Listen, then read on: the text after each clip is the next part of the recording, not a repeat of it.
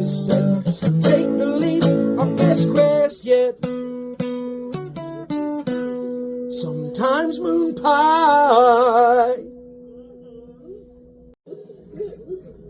From the first light to the game's last stand, chasing truth with controller in hand. Faith adventure, stories untold, first responder, hearts brave and bold. Beyond the quest, where the journeys meet, from the fires of life to the gaming heat. Slim chance crew, come join the ride. Magnetic napkins and taco as you guide. Beyond the quest, where the journeys meet, from the fires of life to the gaming heat. Slim chance crew, come join the ride. Magnetic napkins and taco as you guide.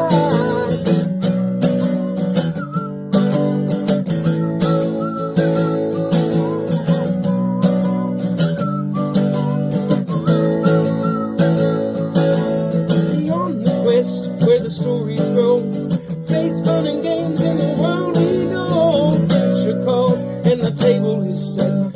Take the leap, our best quest yet.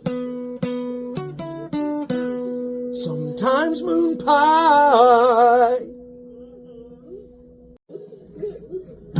From the first light to the game's last stand, chasing truth with controller in hand. Faith adventure, stories untold, first responder, hearts brave and bold. Beyond the quest, where the journeys meet, from the fires of life to the gaming heat. Slim chance crew, come join the ride. Magnetic napkins and taco as you guide. Beyond the quest, where the journeys meet, from the fires of life to the gaming heat. Slim chance crew, come join the ride. Magnetic napkins and taco as you guide.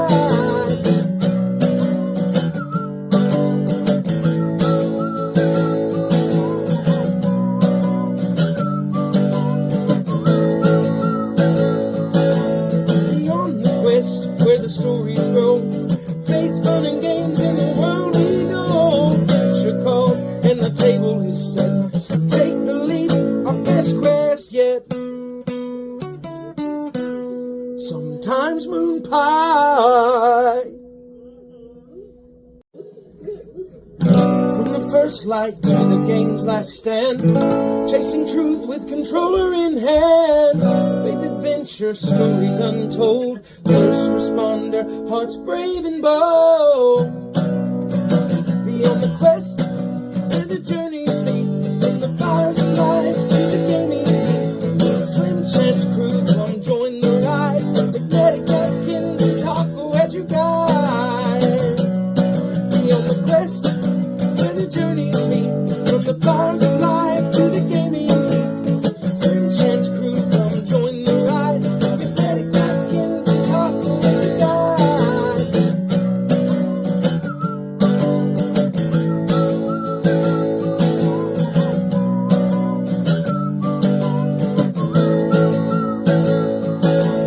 Beyond the quest, where the stories grow, faith, fun, and games in the world we know. Future calls and the table is set.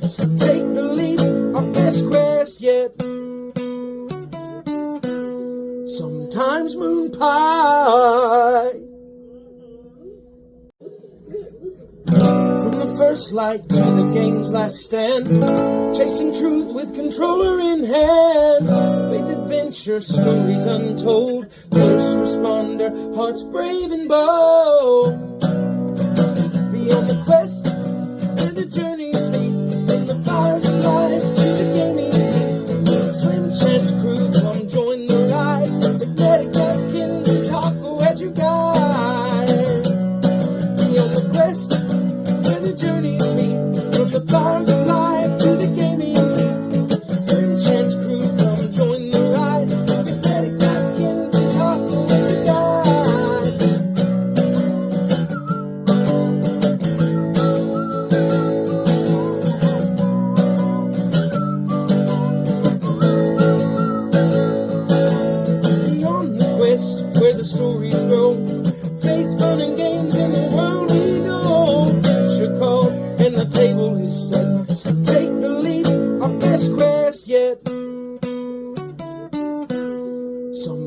sometimes moon pie. From the first light to the game's last stand, chasing truth with controller in hand, faith adventure, stories untold, first responder, hearts brave and bold. Beyond the quest, where the journeys meet, from the fires of life to the gaming heat.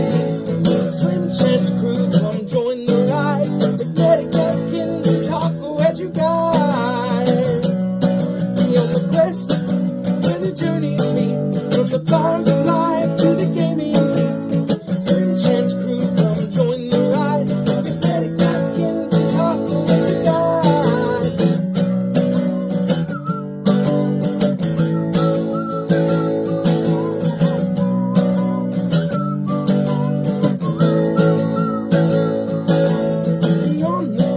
Where the stories grow, faith, fun, and games in the world we know. Future calls and the table is set. Take the leap, our best quest yet. Sometimes moon pie. From the first light to the game's last stand, chasing truth with controller in hand, faith adventure, stories untold, first responder, hearts brave and bold. Beyond the quest, where the journeys meet, from the fires of life to the gaming heat. Slim chance crew, come join the ride, magnetic napkins and taco as you guide. Beyond the quest, where the journeys meet, from the fires of life to the gaming heat. Slim chance crew, come join the ride, magnetic napkins and taco as you guide.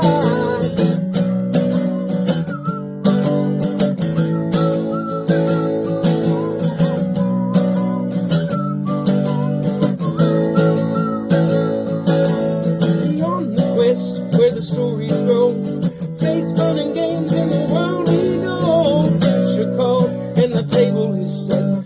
Take the leap, our best quest yet. Sometimes moon pie.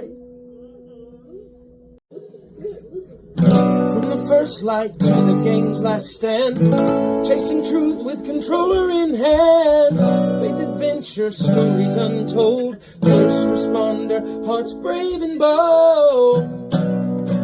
Beyond the quest, where the journeys meet, from the fires of life to the gaming heat. Slim chance crew, come join the ride, magnetic napkins and taco as you guide. Beyond the quest, where the journeys meet, from the fires of life to the gaming heat. Slim chance crew, come join the ride, magnetic napkins and taco as you guide.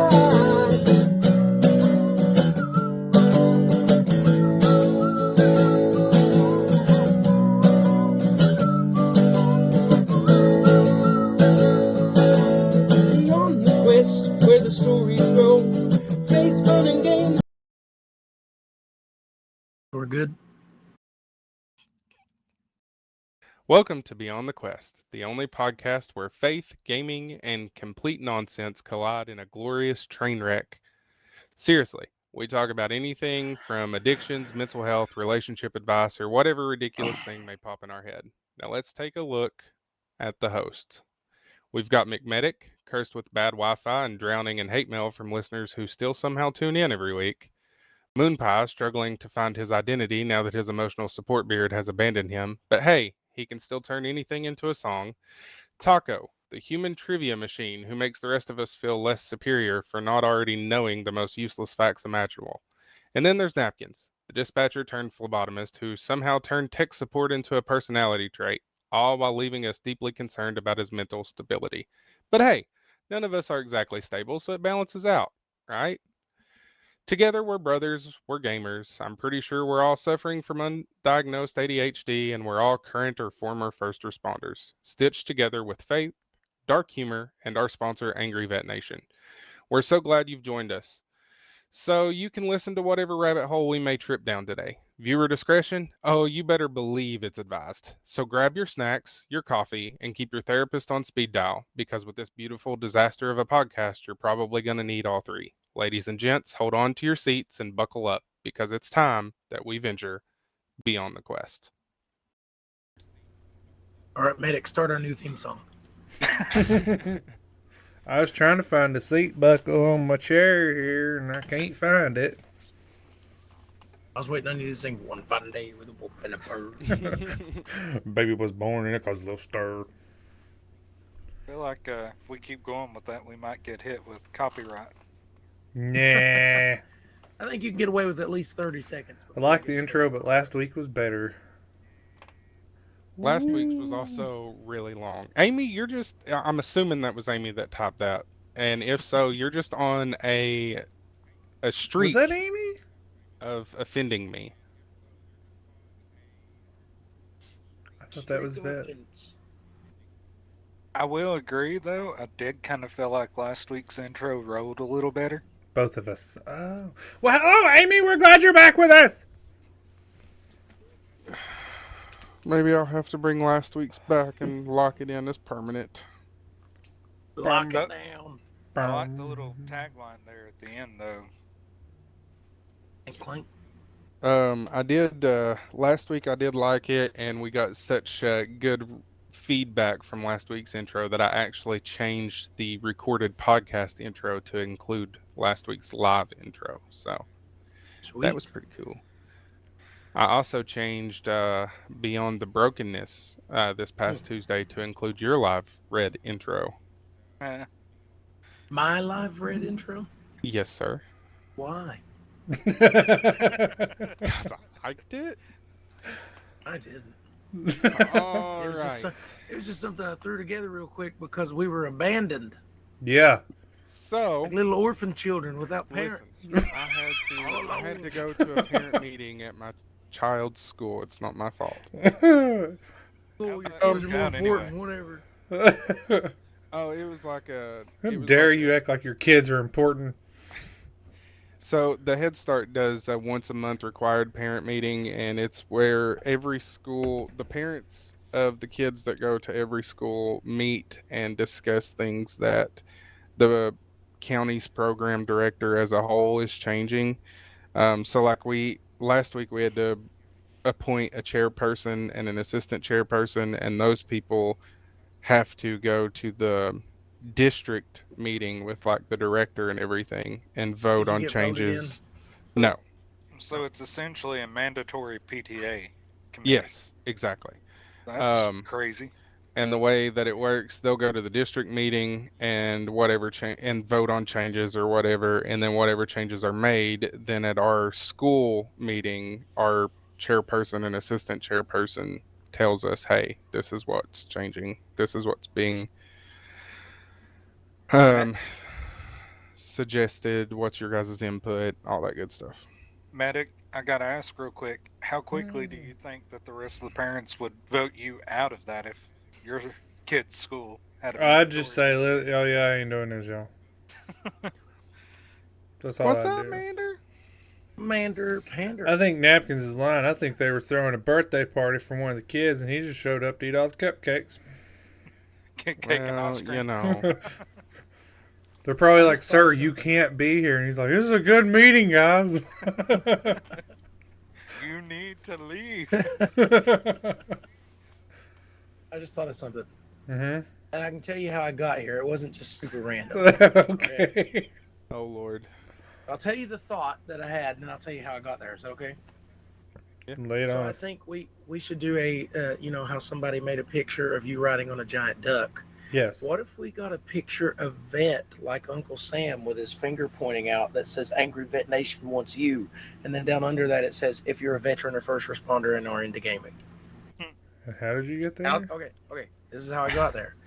Because I was thinking when Napkins was talking, he said, he went to this committee and then they were voting people and everybody had to go and then they needed 2 people to go down to the district thing and all this. And so I'm just thinking, I wonder what it'd look like if we made Napkins look like Uncle Sam. And then that took me to the thought of, well, why would Napkins be Uncle Sam? What does he want people for? And then I thought, AVN needs an Uncle Sam, but it wouldn't make sense to have napkins. What if we did an Uncle Sam of vet? And then, You know so that that's how I intro go. that says we may have ADHD? I think that may be I'm warranted. just saying. Or what about an Uncle Sam Chamey? Hey, that would be funny. Uncle Chamey. Uncle Jamie.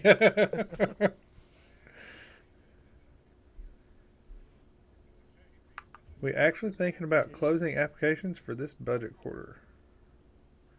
Jamie, I is can Jamie see why here? you do that. Did Yeah, they Jamie, said they were here. Jamie make Amy it? is, but I don't know if Chamey is. Your vet name is on one. Oh, he said yes. Jamie, you figured it out. I'm glad the IT guy figured out the tech stuff. I didn't know it was him because he didn't just type a Y. After having to reach He out didn't just to, tap a Y. our in-house IT.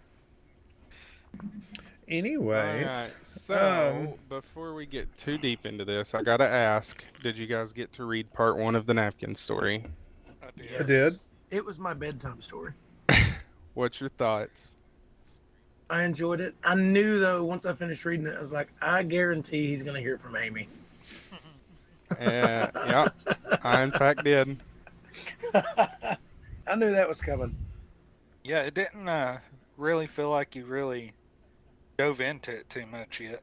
So, It was a good but intro, though. It pulled I'm you going in. to read Amy's review and then I'm going to explain because I feel like a lot of people were expecting something different. So I'm going to read Amy's review.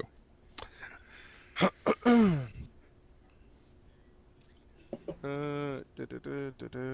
on, I gotta find it. I was just disappointed that I couldn't comment any disrespectful comments. That's gonna get harder as the story goes on, believe me. Bum, bum, bum. You asked for it. I was just explaining. Let's see. Well, Amy, I'm looking for your email and I don't see it. Bum, bum, bum. I'm sure she can let us know in the chat. Okay. Copy It and says, paste. Napkins. Love you to death, but honestly, I'm disappointed. I was ready for you to spill some serious tea, and instead I got a watered down intro. You hyped this up like it was going to be raw and unfiltered, and then you just kind of stopped before anything actually happened. It felt like you were really holding back, and that's frustrating as a reader. If you're going to tell your story, then tell it. Don't dance around it. Give people the real mess, the ugly, the painful. Otherwise, what's the point? I really expected you to come out swinging with at least one messy detail or one big red flag to grab people by the throat. Instead, it just kind of felt like a warm-up. Don't get me wrong, it does set the stage, but if you stop there, people are just going to scroll right past the rest of the parts. You've really got to hit us with the raw, the uncomfortable stuff, the moments that make us gasp, shake our heads, or even get mad with you, or mad at you for staying as long as you did. Part 1 left me hanging in the worst way, not in a good cliffhanger way. You've got one shot with part 2 to prove that this isn't just a build-up with no payoff. Don't let it flop. We're all looking at you. The best critic ever. Bum, bum, bum. All right. Pressure's on, bro. Pressure's on. Next time, let Jill have it. With that, here's what I want to say. I'm going to say a couple things, so bear with me. This might turn into a long tangent. But number one, I thought really long and hard about how to tell this story, and I could just dive into all the ugly. I could dive into all the trauma, all the bad moments. But number one, that's not going to make sense to people as to why I stayed as long as I did. That's not going to make sense to people in the sense of how I felt at the time. Yeah, I know stuff now that I wish I knew back then, but I didn't know it back then. So what I decided to do is start at the beginning of our relationship and kind of explain what I knew, what I felt, and what I believed during those moments. And in order to do that, you have to tell the story of how we originally came to find each other. It's also very important to note that a lot of the things, especially whenever we start getting into the bad stuff, it doesn't necessarily per- paint Jill in the best of light. Um, but I don't want to cross that threshold of making it seem like I am attacking someone. So, with that being said, I will say that I have been in contact with Jill about the story, and to the point that I've been asking dates, I've been asking to clarify some stories because I want to make sure that I tell the real truth and that I'm not amplifying anything, that I'm not making anything sound worse than it actually was. I want to make 100% sure that I'm not attacking anybody. And that's the threshold that I want to make sure I don't cross, because it's very easy to, especially whenever you're talking about stuff that hurt you or stuff that traumatized you, and you try, it's very easy for you to turn that into an attack against someone. So my goal and what I promised whenever I told her I was writing this was that I'm telling my truth. I'm telling the things I went through, the things that happened that are important, and the way they happened. Not, I'm not just getting out here. It's also very important to note that whenever I finally agreed, okay, you know what, I'm writing this story, it's because I was upset and hurt. And as soon as I said, I'm writing this story, her response was, you're just going to get on there and bash me. And part of the reason why I was hurt and upset was because I was told by a couple different people, and spoiler alert, this will be in the story. I was told by a couple different people that Jill is out here telling lies on me and has been for the entire 8 years that we were married. So I said, you know what? If you're going to get out here and spread lies, then it's only fair that I get out here and tell the truth. But to summarize all that, I warned everybody whenever I first said it's in production that it was going to be a little slow. It was going to be released in multiple parts. Um, and the more I thought about it, the more I thought it makes more sense to start at the beginning than to start just into the bad stuff. Because I really want, as the reader, I really want you guys to understand what I felt, believed, and all that stuff at that time. I also was trying to think of a way into the author's note to include, or into whenever I was writing, to include a way that made it very clear that that's how I felt back then and not now. But I couldn't really find a way that made it flow good. So I just kind of left it the way it was. I think I did include in the author's note something about that it was how I felt and stuff back then. But I just want to amplify and push that, you know, these stories are being told not as I feel now, as I felt back then, what I believed back then, not what I've come to find out later.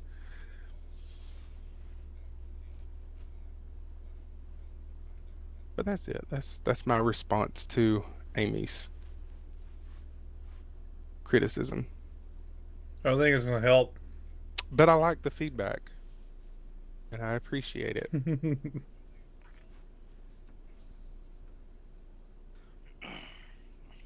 Bro, your camera already doing crazy I things. know. I keep trying to fix it, and it just, I don't know what it's doing. Stupid MacBook.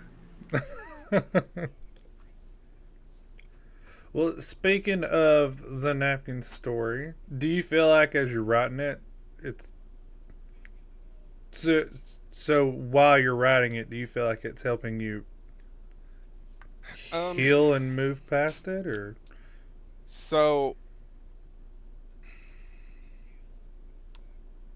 it part did feel one, reserved? You were right, Amy.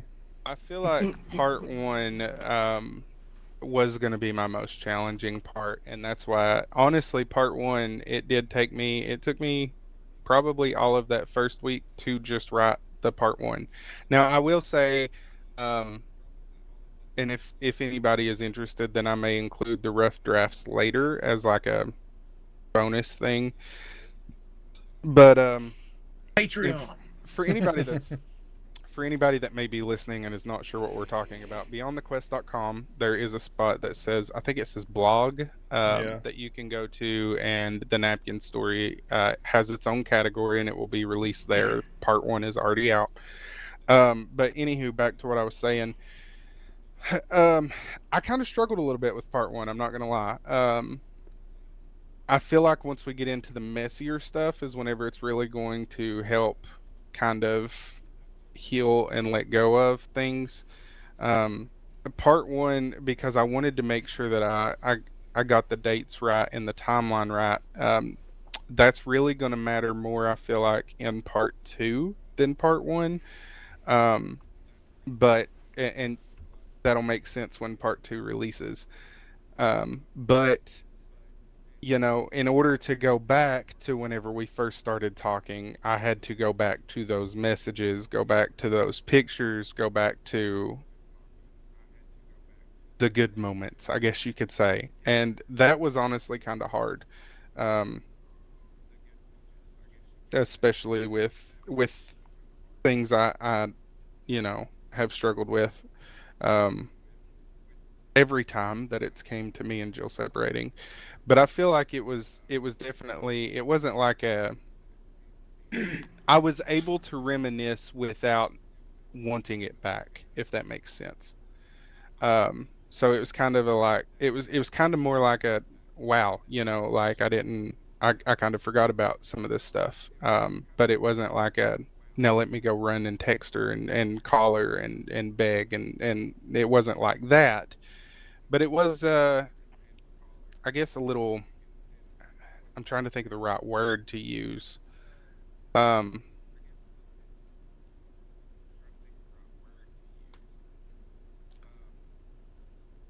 Touchy. yeah, I guess that would be accurate. It was a little touchy to think about like the last year to 2 years versus maybe even 3 years, compared to the beginning. You know what I mean? The drastic difference and change, not only in us as people, but in our relationship. Um,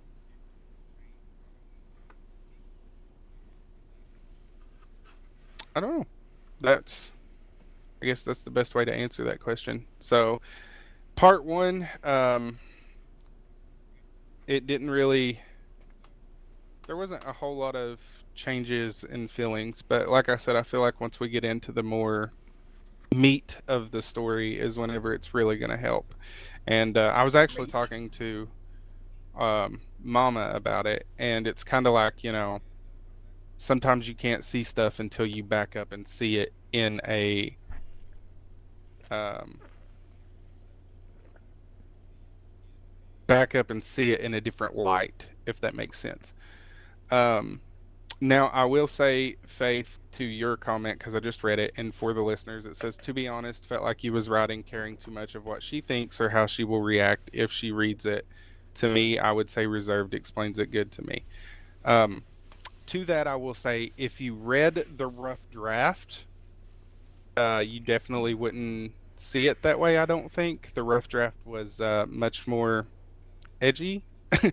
um, a lot of the edits chat GPT did, because like I said in the preview, that's what I was using to kind of clean everything up and make it easier to read and all that stuff. If it tells you anything, the rough draft is 7 pages long.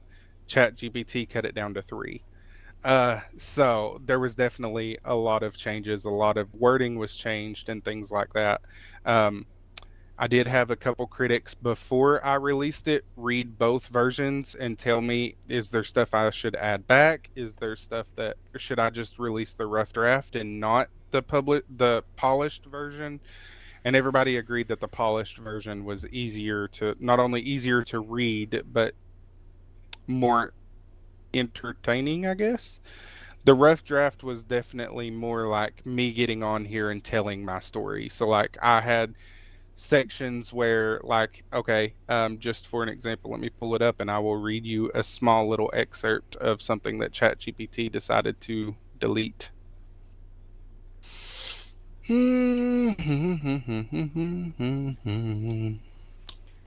Well, he finds that I know we don't really do this kind of thing very often, but if you're listening to this as an actual podcast, if you don't care, give us a rate and review on whatever platform you're using because that actually helps us a whole lot to grow.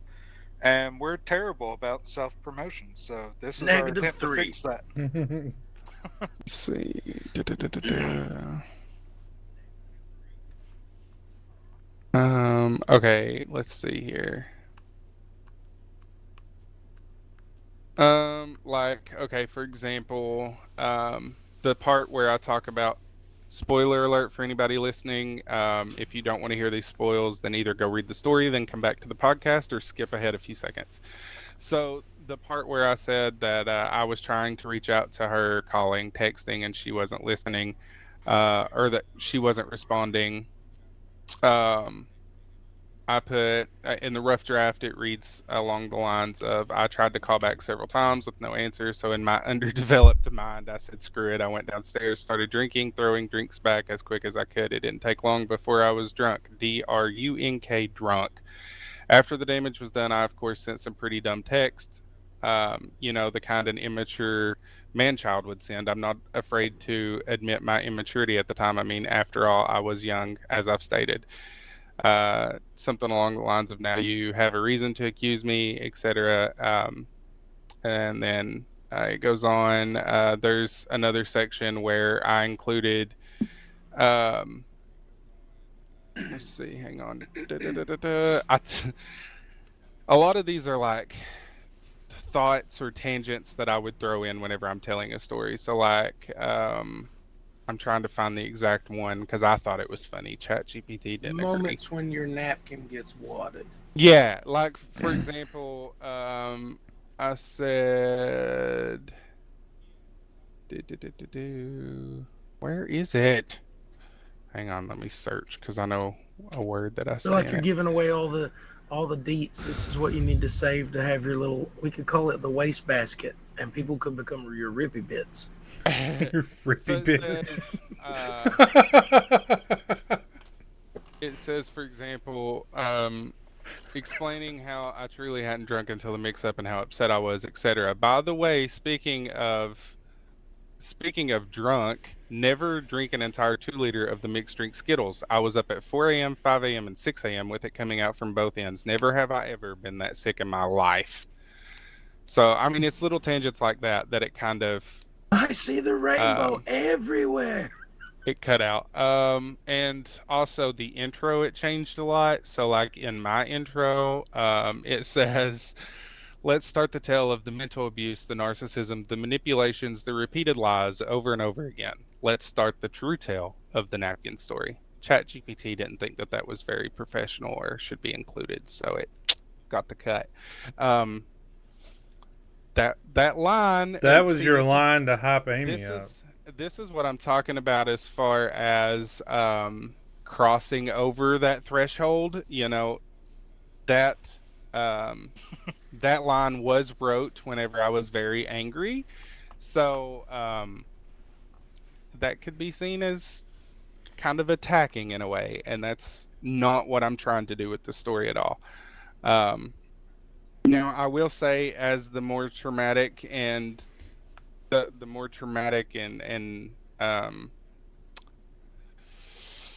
bad parts come out, that's going to be a lot where me and Jill argue because she's not going to want me to tell a lot of it in the way that it happened.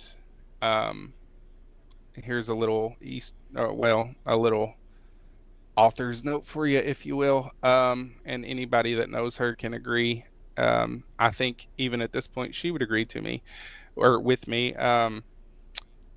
She is always had a way of twisting things so that it doesn't seem as bad or make her look as bad as the way it actually happened. So there's that. I wouldn't give two craps. I'd tell the truth, tell the whole truth, nothing but the truth, so help you God. And that's Take that, Jill. that's I feel like whenever it starts coming to those parts is whenever you guys are going to get to see more of the less reserved, because in this part one, in the beginning, there really wasn't anything too awful, as far as even what I found out later. There are some things that I did find out later that if I would have told in part one, you would have been like, well, what the crap, Napkins? But I'm planning on telling that in part two, which is why I haven't mentioned it while we're doing this whole essential interview about part one or Is breakdown part of part two in one the and two. works? Part two is partially in the works. So, and let me Well, explain that that a don't little make no bit. sense. Let me explain it a little bit, I said. I'm only working on 3 sentences. Well, Got the intro. funny you say that. No, So so you're going the George R. R. Martin route, where you're going to tell everybody I you're don't know why it for a reminded couple me. Y'all months? watched that episode of SpongeBob where he's got to write an essay and he spends like hours writing and all he does is make a really fancy the. Yeah. so the first two paragraphs of part two was actually the start of page 7 of this of the rough draft of part one. But as I went back and read it, that's whenever I was like, okay, that's a good spot to stop part one with these two paragraphs. We need to start going into the next part. However, I released the story actually sitting in the lab at work. I had emailed it to myself because I wanted to. The pre-release critics I got was some coworkers at work, and so I wanted to get their opinions and inputs as far as the rough draft or the ChatGPT version, um, and then release it. And so that's the way I went about it. And since I've been working all weekend, I haven't had time to actually work on it. I don't have a laptop at the moment that I can take with me. So, and I ain't about to try and write this on a phone. That would just be a Well, pressure's disaster. on. Amy said you got one chance with part two. And if you can't get Amy, you can't get Lifetime. And if you want any more of the inside scoop, you got to join the wastebasket. Become a bit. Rippy bit. Rippy bit. I'm a little piece of the napkin. So I get the feeling that means that Napkins is going to have to actually make a Patreon for us now. I think so. That'd be cool. Also, and I've had this asked to me. This was actually asked to me by one of those people that read the rough draft and the final released version. And so before it even gets mentioned, there was somebody that asked me about in the author's note. Let me just pull it up so I can quote the actual line. Do, do, do, do, do, do, do. It's not Blake's fault. All right. In the author's note, it says at times I may share assumptions or personal feelings, but I won't sugarcoat things. And somebody was like, "Well, I mean, I didn't really hear any of that." That's going to be relevant to the later stuff. And what I mean by that is like in part two, the thing I was talking about before that I'm not going to mention because it's going to be in part two, that will probably be mentioned as a, hey, here's something relevant, but I found this out later. I did not know this at the time type deal. Because there is a certain thing ties into part one that I did not find out till much, much later, even much later than what part two will touch on. But there's not really a relevant way to mention how I found it out, if that makes any sense. Like, it wouldn't make sense for me to tell the whole story just to tell I found out XYZ. It would just be a waste of a story, if that makes any sense.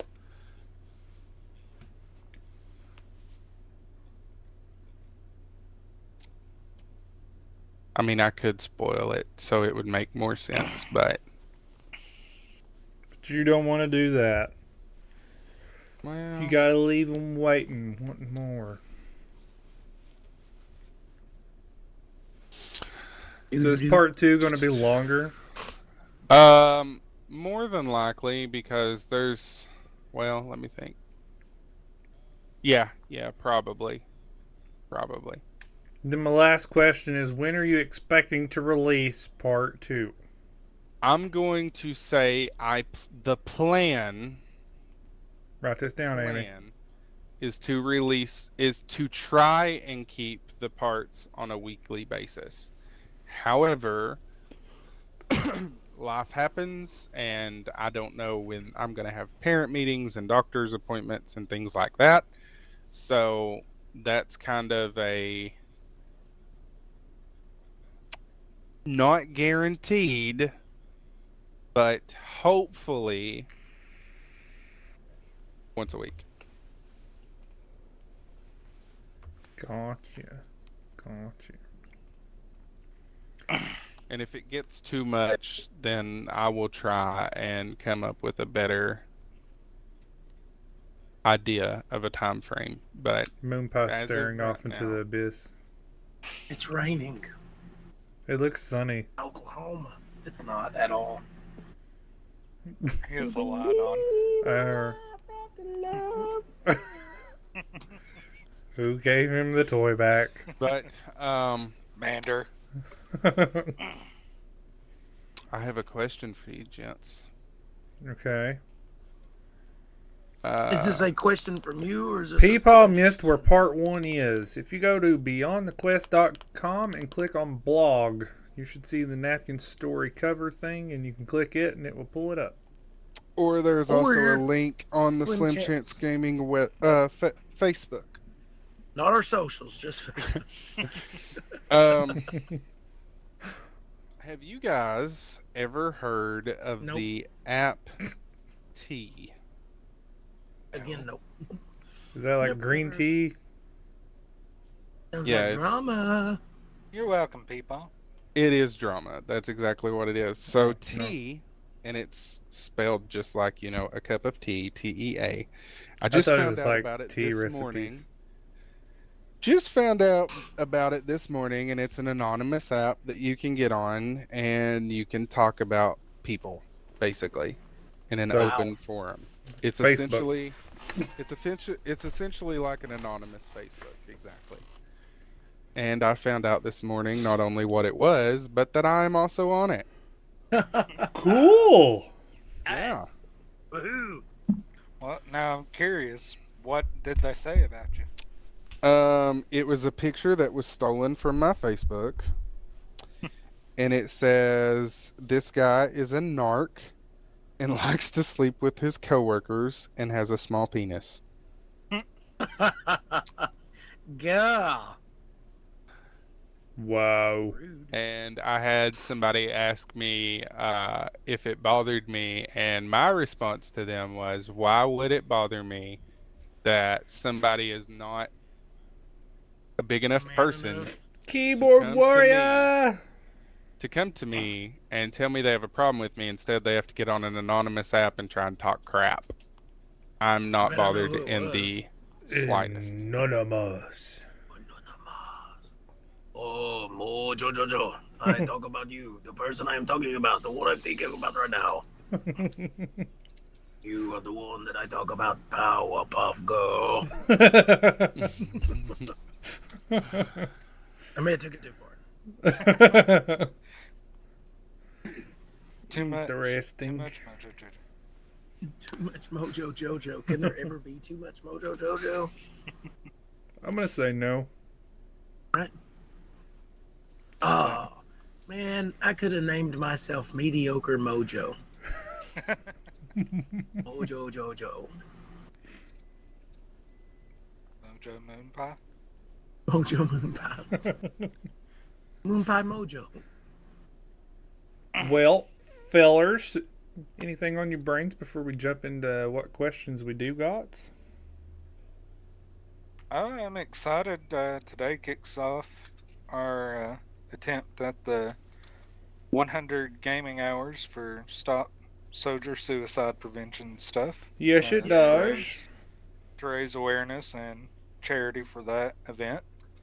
It runs the entire month, so it'll be fun to see if we're able to not only complete the 100 hours as the group, but the 100 hours individual. Yeah. Was going to be doing art, but it's not looking likely because Moon Kai can't get his crap together. I'm trying, y'all. I told you I'm gonna go see if I can get another storage device and try to move everything to see if. Oh, sorry.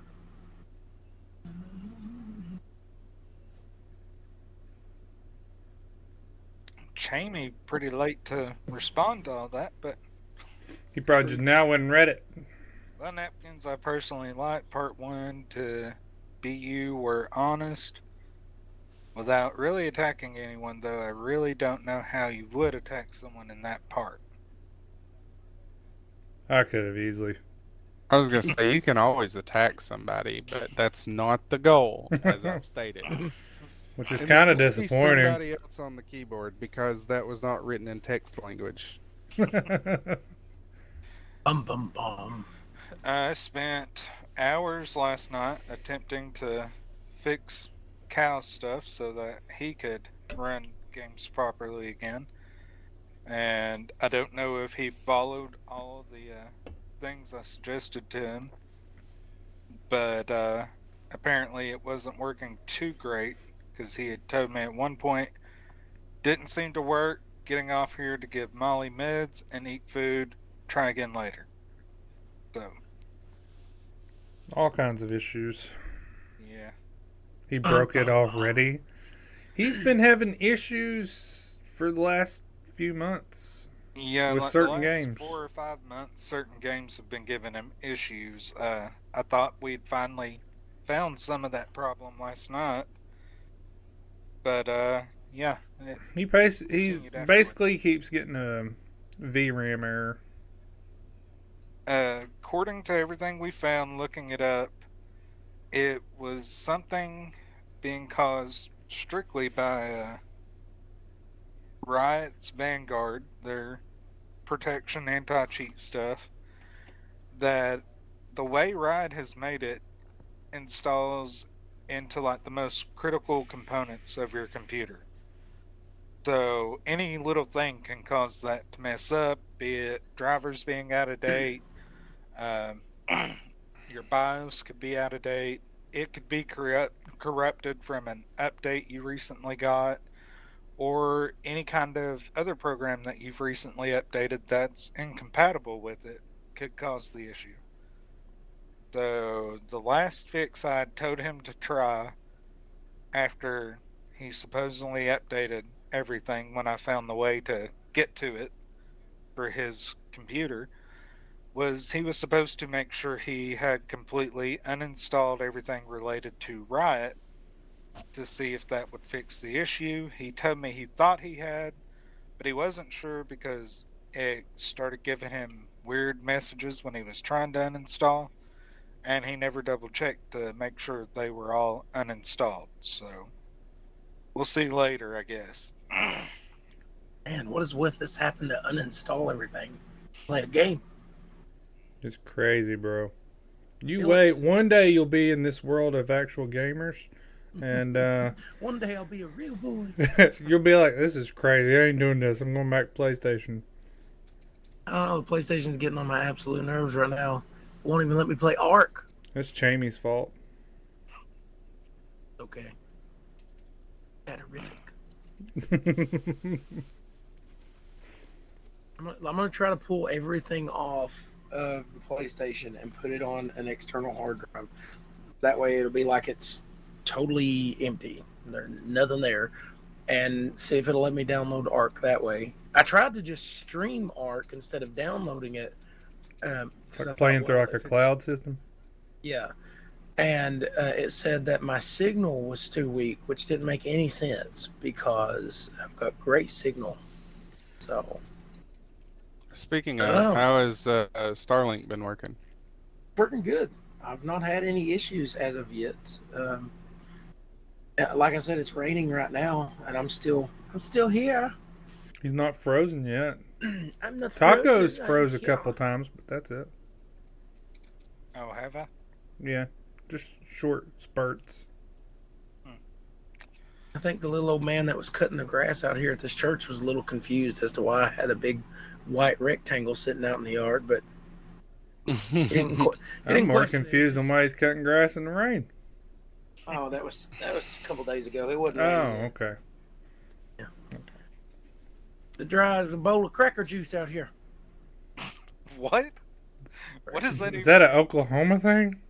I don't know. I just made it up.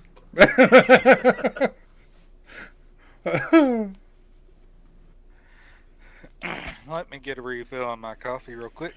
Why he gets a refill? Do we have questions, Napkins? We do. I think this is the first time I've ever seen Taco wearing a plain shirt. What do you mean, Plain. Nothing on it. Not like an airplane. Okay, random. Just saying. Bum, bum, bum. I'm actually wearing my McMedic shirt. Look at it. Would you just look at On the front it says, "Love y'all, Jesus loves you more," and on the back it says, "Bye."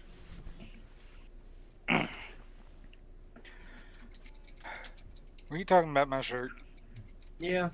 I don't know what This you're is talking the first about. time I think I've ever seen you wear a plain one. It has a pocket. That's the only time I wear plain. It has a pocket. Yeah, the only time I wear plain ones, they have a pocket. I can't stand up and show it because I can't see the camera when I turn around and stuff. And then I'm going to get tangled up in these cords. Stand up and give us a little twirl. And get wrapped up in this cord?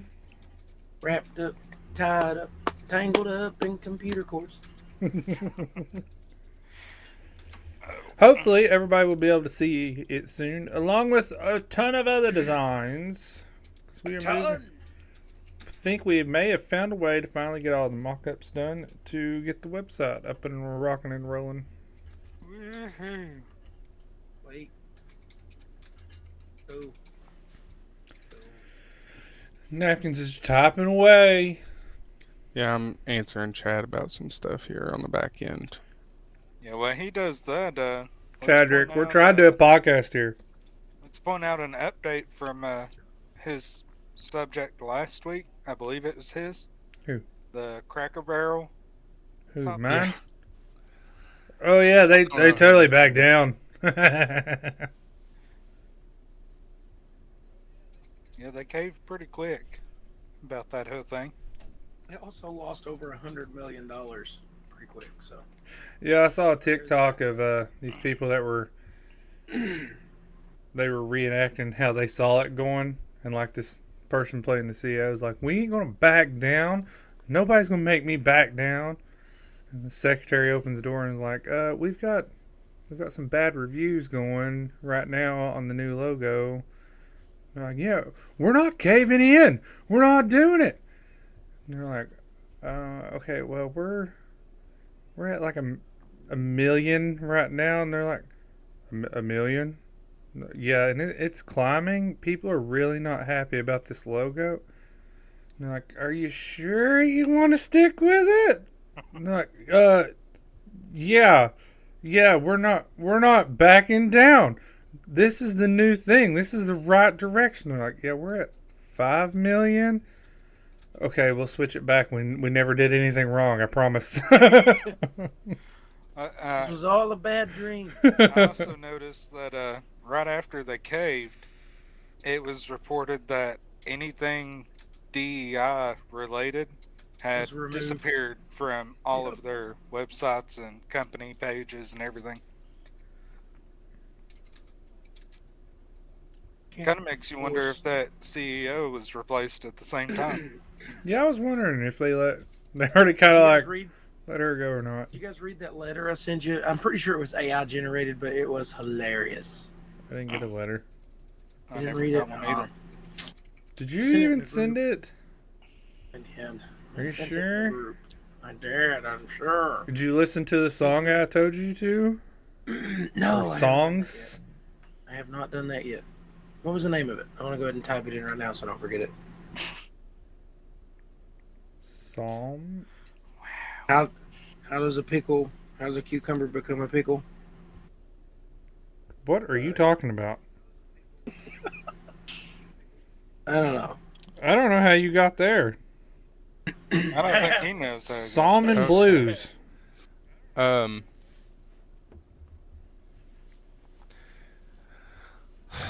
I'm on the verge of crying already. I'm gonna go ahead and read this before we get into anything else because it's super important. If you guys remember last episode, we had a very. Hang on. Before I get into it, I need to find my warning.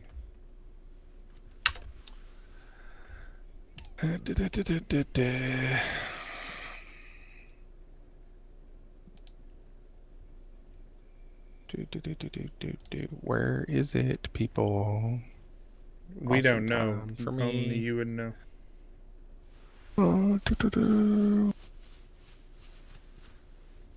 Mary Pie, you still plan on doing your run through on Sushi Ghost, Game or whatever? Ghost Yeah, of Tsushima, also I'm known as think Sushi Ghost. I think that's what I'm going to do my 100 hours on, or at least I'm going to try to split that up between that and Tina's. I think. Um, so I'm don't really want to delete my file where I beat the game and unlocked all the cool stuff.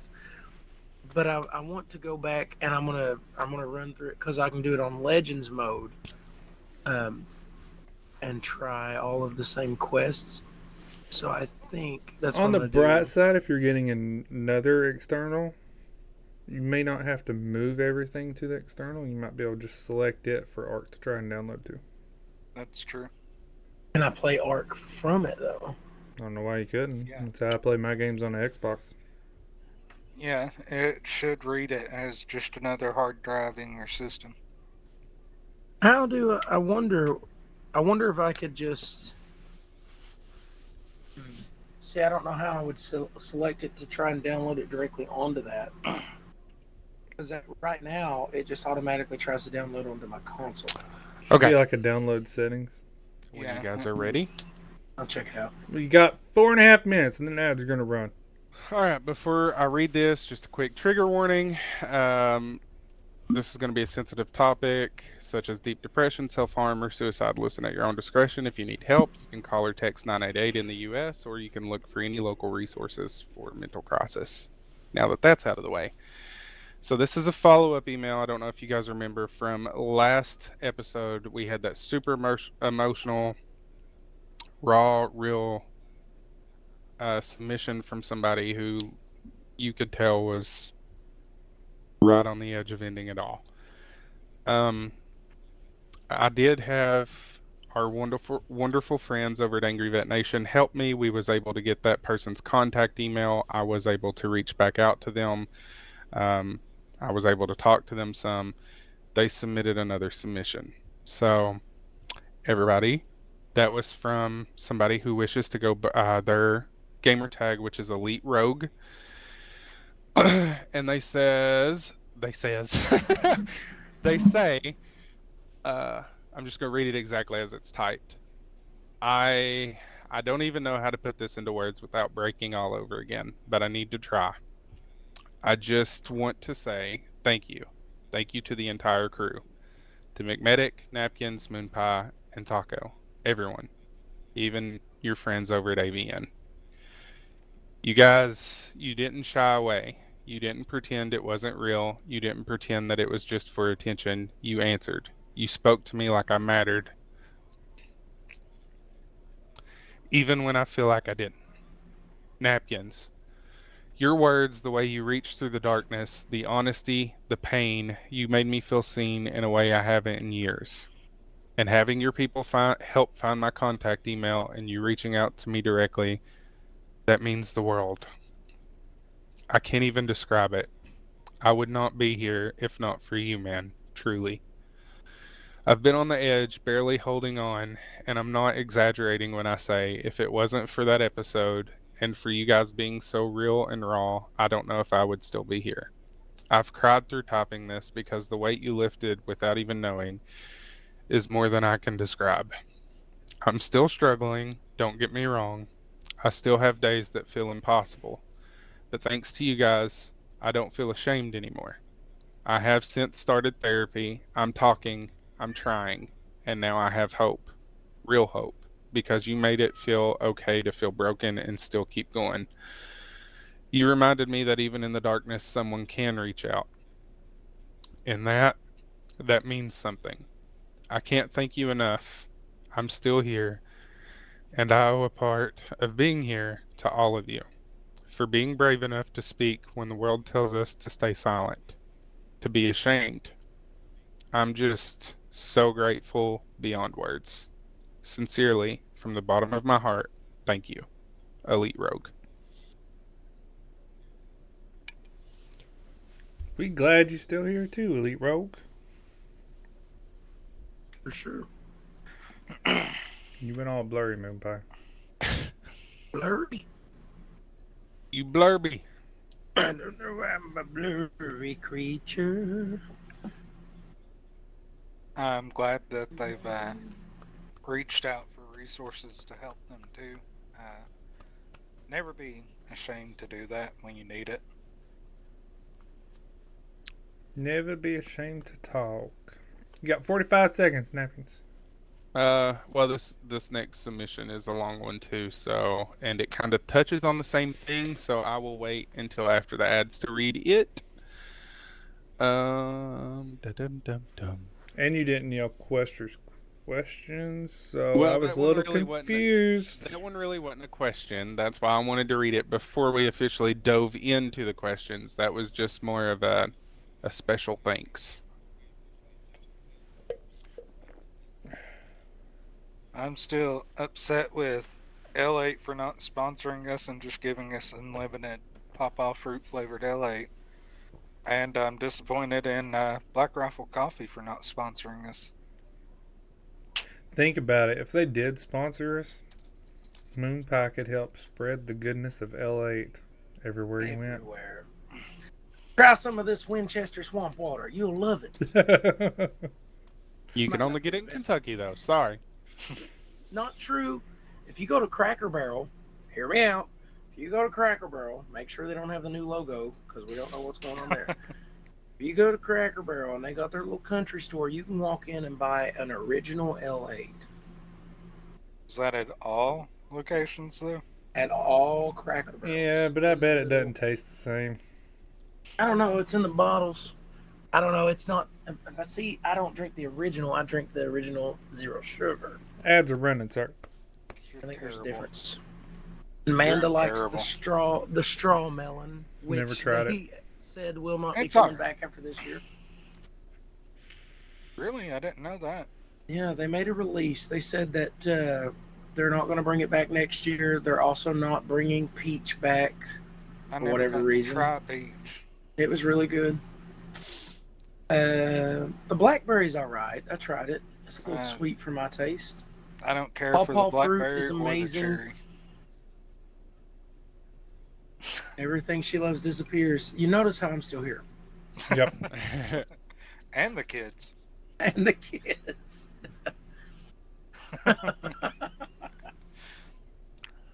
Oh, Mander. But I do love the pawpaw fruit one. That's good. Yeah, hopefully, from now on, they'll start running it for longer periods. Yeah, the orange cream one's pretty decent too. I do like Okay, that. Chad. Okay, I see you, buddy.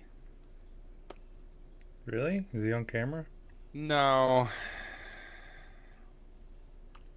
Well, ads are over now. Well, I'm going to read it. All right, folks, before you get We know, comfy man, listening we to know. McMedic, Moon Pie, Taco, and Napkins stumble through deep questions about life, faith, and whether taco actually counts coffee as breakfast, let's give a quick thanks to our sponsor, Angry Vet Nation. Because let's face it, without them, our squad of slightly confused, overly caffeinated, tech-challenged heroes wouldn't have the gear to record this chaos. Yeah, that's right. Angry Vet Nation is keeping the lights on while we pretend we know what we're doing. So while Napkins tries to explain tech stuff like he's some kind of dispatcher turned phlebotomist turned chat GPT, and Moonpie gives us life advice like he's read one self-help book once, just remember Angry Vet Nation actually has your back. The rest of us, well, we'll figure it out. At least, probably. If you're interested, visit angryvetnation.org and apply today. You must be a first responder or veteran to apply. For the record, coffee is more than coffee. It's necessity. That ad For the was second record, completely. I don't read self-help books. For the record, I'm just glad I was left out of it. That ad read was completely provided by our very own Jamie. Chadrick! Wow. We never call his name the same thing. Chadliam. Chadliam. Alright, sir. Deeply wounded. All right, are you ready for Quester's question? Question. Bum, bum.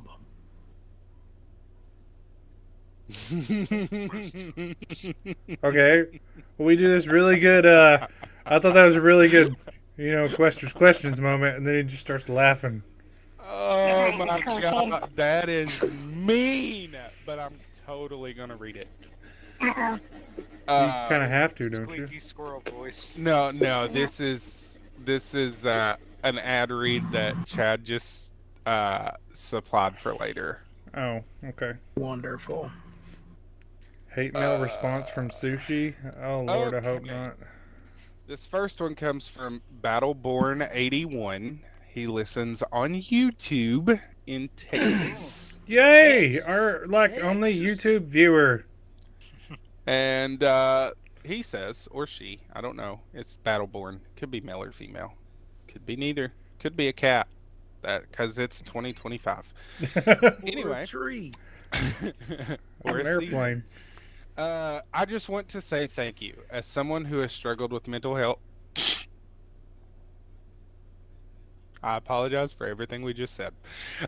As someone who has struggled with mental health for a long time, it means more than I can put into words to have a space where these conversations are happening openly. Too often, people who fight battles in their mind feel like they have to do it alone or stay quiet out of fear of being misunderstood. Hearing you all dive into those real, raw moments reminds me that I'm not the only one and that healing is possible. Beyond the Quest has given me hope on days I felt empty, laughter when I needed light, and a reminder that faith and brotherhood can be lifelines in the dark times. Thank you for not shying away from the hard stuff, for creating a place where people can feel seen, heard, and valued. You're welcome, Battleborn. It's what we build in a community where it's all love. Oh, we're getting all the love mail today. Love mail. Except This me, one- probably. This one comes from Faith Pulse, and he addresses Hey! this to everyone. And he says, just wanted to say thank you guys for this episode of Beyond the Brokenness. It has really helped me look at my life and what I need to work on. On other news, how's the nap story coming along? It's released! Mander, no worries. I'll send some hate mail. Yours don't Next count. one. We're talking about actual fans. Next one comes from Unknown Turkey. Unknown Techie. All right, wait. Speaking pause. We need to hear pause. everybody's best turkey sound. I can't do a turkey sound. What? Um, You can't do a turkey sound? You can't well- gobble? Can you gobble? No. I'm Mr. Fuzzy. I'm going to pause the Quester's questions for a minute and talk about what wadded my napkins yesterday. Oh. So, Is that about a turkey? yes, actually. Oh, okay. I was wondering what triggered this. Yesterday, by I got turkey. off work, and some people know this, some people don't, but I've started doing deliveries for Walmart on the side for extra money, and Sundays are their really, really, really busy days. And so they oftentimes will give bonuses on Sundays for the early morning deliveries. So whenever I get off work, I'll normally go grab one or two or something like that before I go home. Nothing crazy. And I get one, and it's going like, I think it's 12 miles away from Walmart. And I was like, no big deal. It was paying $25. I was like, this is not very far for that much money. Plus, I'm going to get that includes the bonus pay. So I'll do it. And it was a kid's fishing pole. That's all that was in this delivery. So I go drop it off, no big deal. Going back to Walmart, I was like, I'll do one or two more, just so that I get the bonus. After that, it's officially going to be the bonus is going to fall off because there's going to be more people out doing this. So I'll do one or two more, then I'm going home, going to bed. So I'm on my way back to Walmart, and on the side of the road, there's two turkeys sitting. And I'm like, that's kind of strange. As I come up on them, one of them decides it's going to randomly take flight, hits the corner of my windshield at 65 miles per hour, and spiderwebs the whole corner of my windshield. And I was like, maybe I should go on home. But of course I didn't. So I go to Walmart, I get my next delivery, and it's going less than a mile from my house. So I take it and drop it off, and I'm like, I'm already really, really tired. Maybe I should just go on home. And I'm like, maybe one more delivery, so I get one more bonus pay. As I'm starting down the road that connects to the road I live on, I'm coming around a curve, and there's a bunch of birds in the road. And so I immediately start hitting my brakes.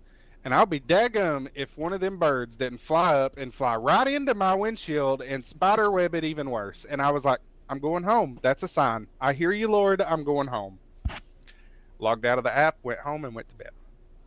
Nice. So I'm So curious, with the turkey incident, did that occur off of 619? Or It's whatever the it's called I that think runs it's Williamson? the one that goes from Walmart to Williamson, 119. 119? Yeah, that road. 119. Yeah. Yep, that was the road. Yeah, they're on that road all the time. That was the one. my neighbor has That's- turkeys. They never get out of the way. And they're It's white. actually a turkey sanctuary out there. Yeah, they're usually in the bottoms off to the sides. Totally made it Okay. up.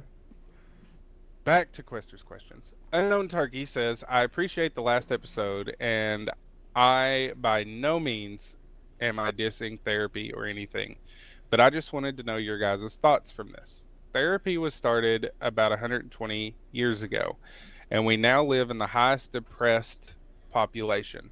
Why has it got worse? My personal opinion, before therapy, we had people turning to priests and pastors that were not just doing therapy but also discipling. You, and now we have turned away from that to something that doesn't make God the center or core. What's your thoughts? I mean, I can see that.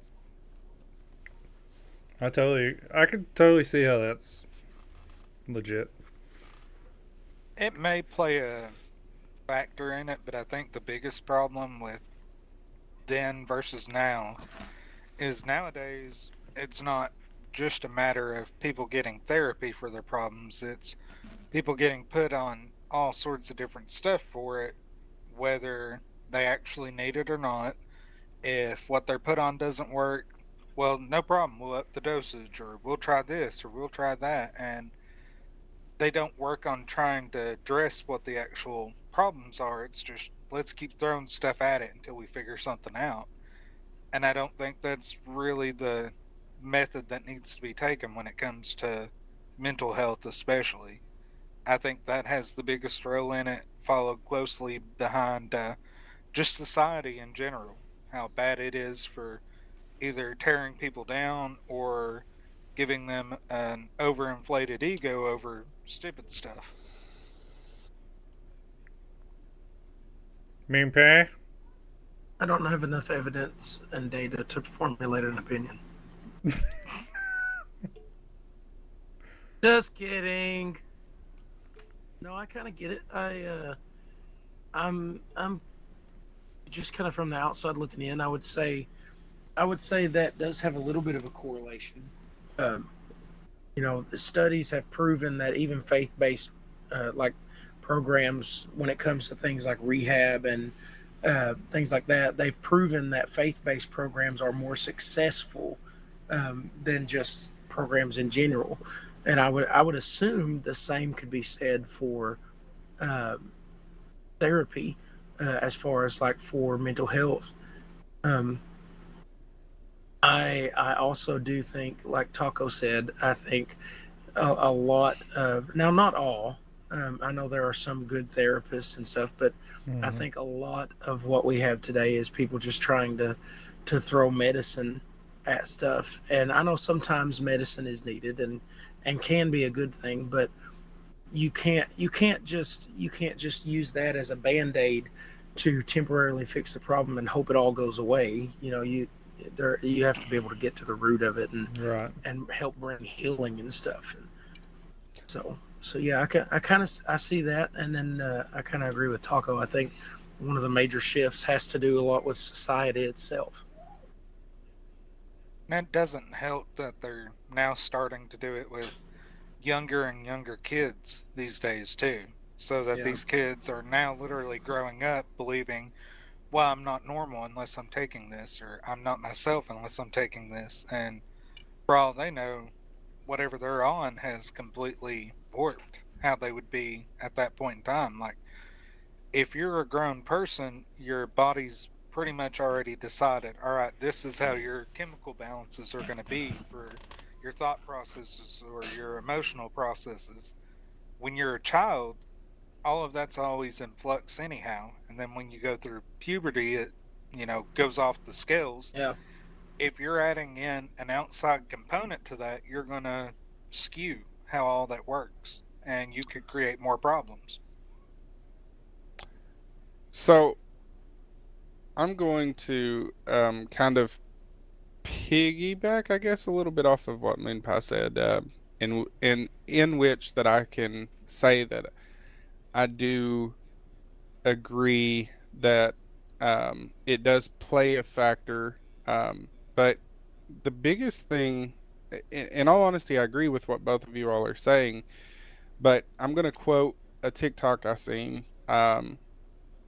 And it was by somebody who is a licensed therapist and stuff, and they believe in alternate therapies, and by that I mean not your general how are you feeling today and stuff like that. They actually believe in helping you work through your past and your trauma and stuff.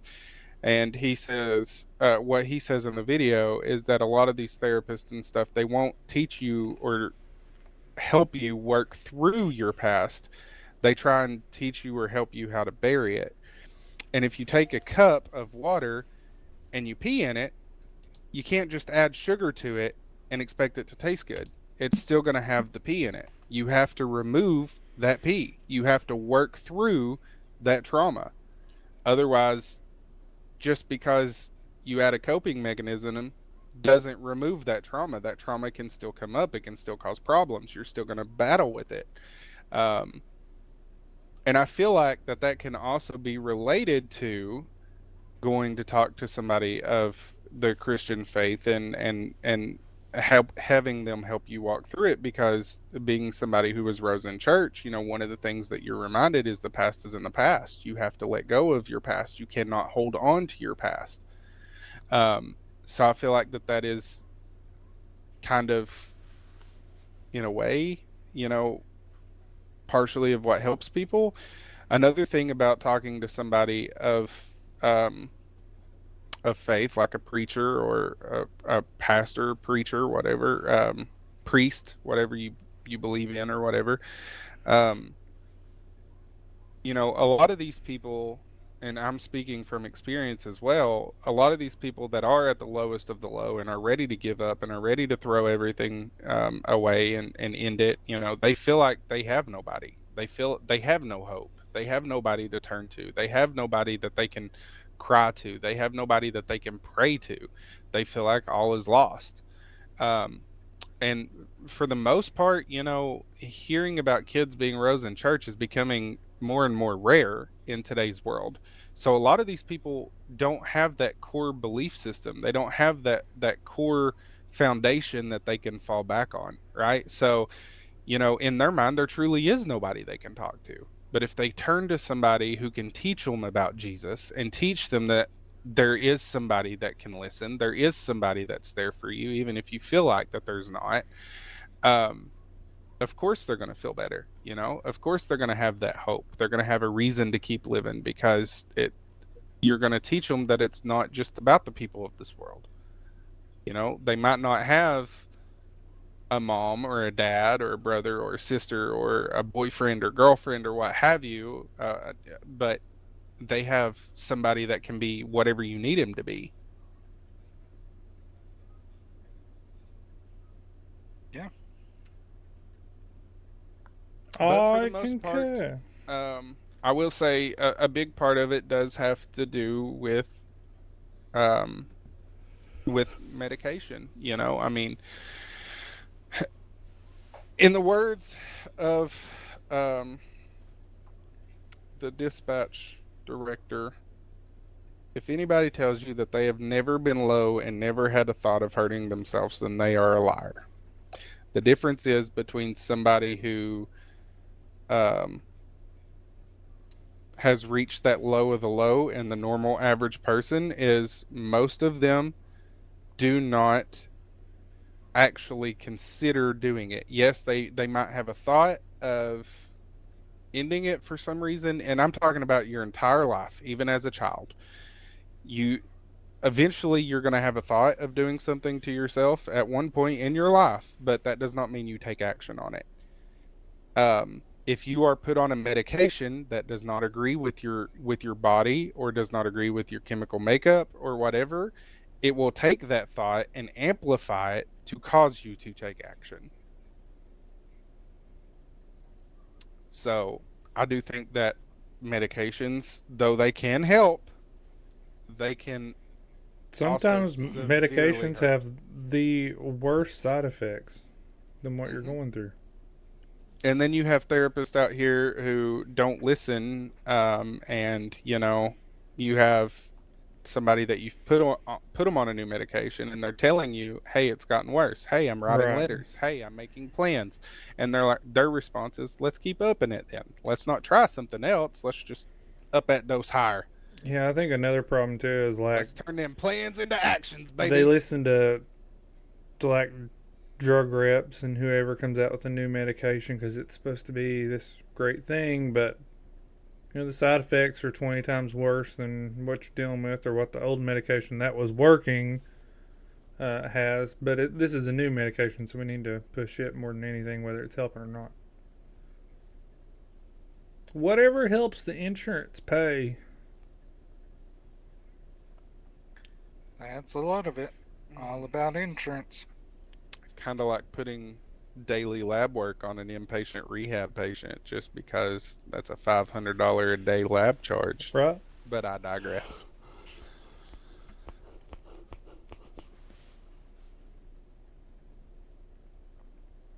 Is Moonpie still here? He said he'd be right back. He ran into the bathroom. Oh, well, this next question's for him, so I shall Ow. hold it. Uh, Like give you insomnia, right, medic? I don't know what you're talking about. Sleep like a baby in bed by 8:30 every night. okay. Oh, that was a Don't send a lie. lie. I said it was a lie. Where did it go? Where did it go? I don't know. What ran away?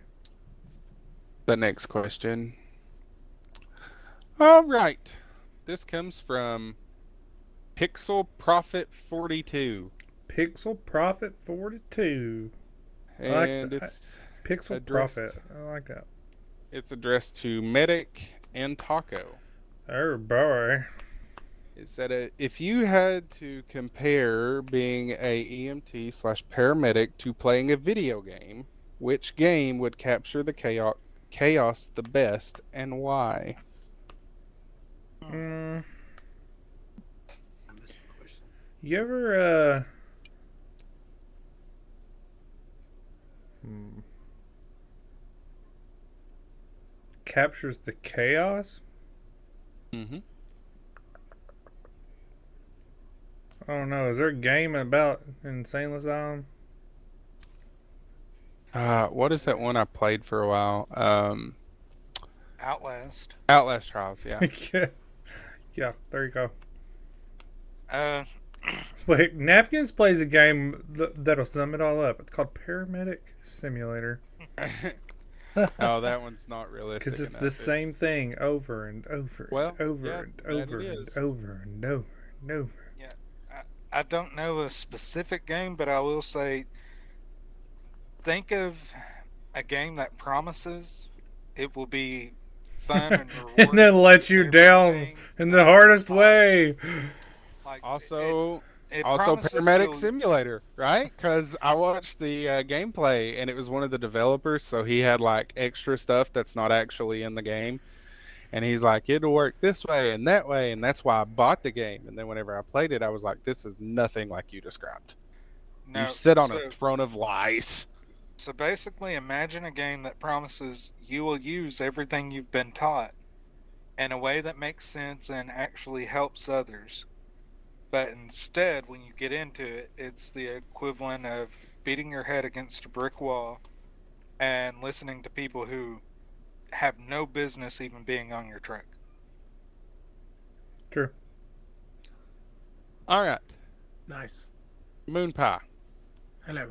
Faith Pulse has a question. Let's see what you got to ask me today, I tell you. He said, "Do you remember or have you heard the song What If Cartoons Got Saved? It's Yes. kind of older, but what if we got a Moon Chris Pie Rice. version / rendition?" I could probably make Yes. that happen. I used to sing that in youth group. I don't know if you guys remember. I No, remember maybe. you doing it once. Yeah. Cool. So you Wow. were only there once. All right. Next one comes from Faith Pulse as well. And he says, random, but if the toilet paper, it's either over or under coming off the roll. What does it matter as long as it's coming off the roll? But which is the right way? Is You there a remember it right like way? this. Beards are cooler than mullets. Why is there a right and a wrong way to do it? Because it tears easier one way. Are you sure?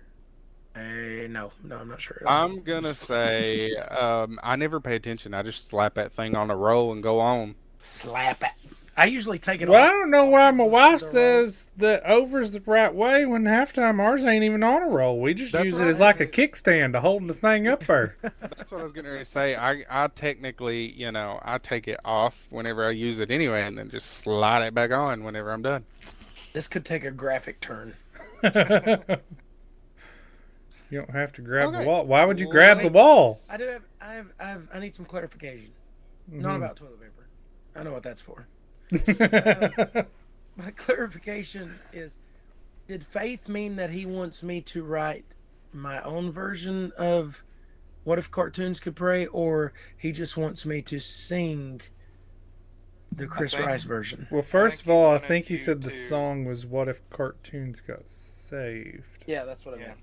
He wanted you What did I to say? do your own updated version of it. Okay, I can do That's that. what I took it as. That's what I That'll took be it for as next Monday, right? Or does he Yes. want it posted after, kind of like how we did the "What You Gonna Do, Brother"? Why can't you do both? Right. I mean, I guess I could. Speaking of, I should upload "What You Gonna Do, Brother" to the podcast as a short to the podcasting platforms as a short, Do it.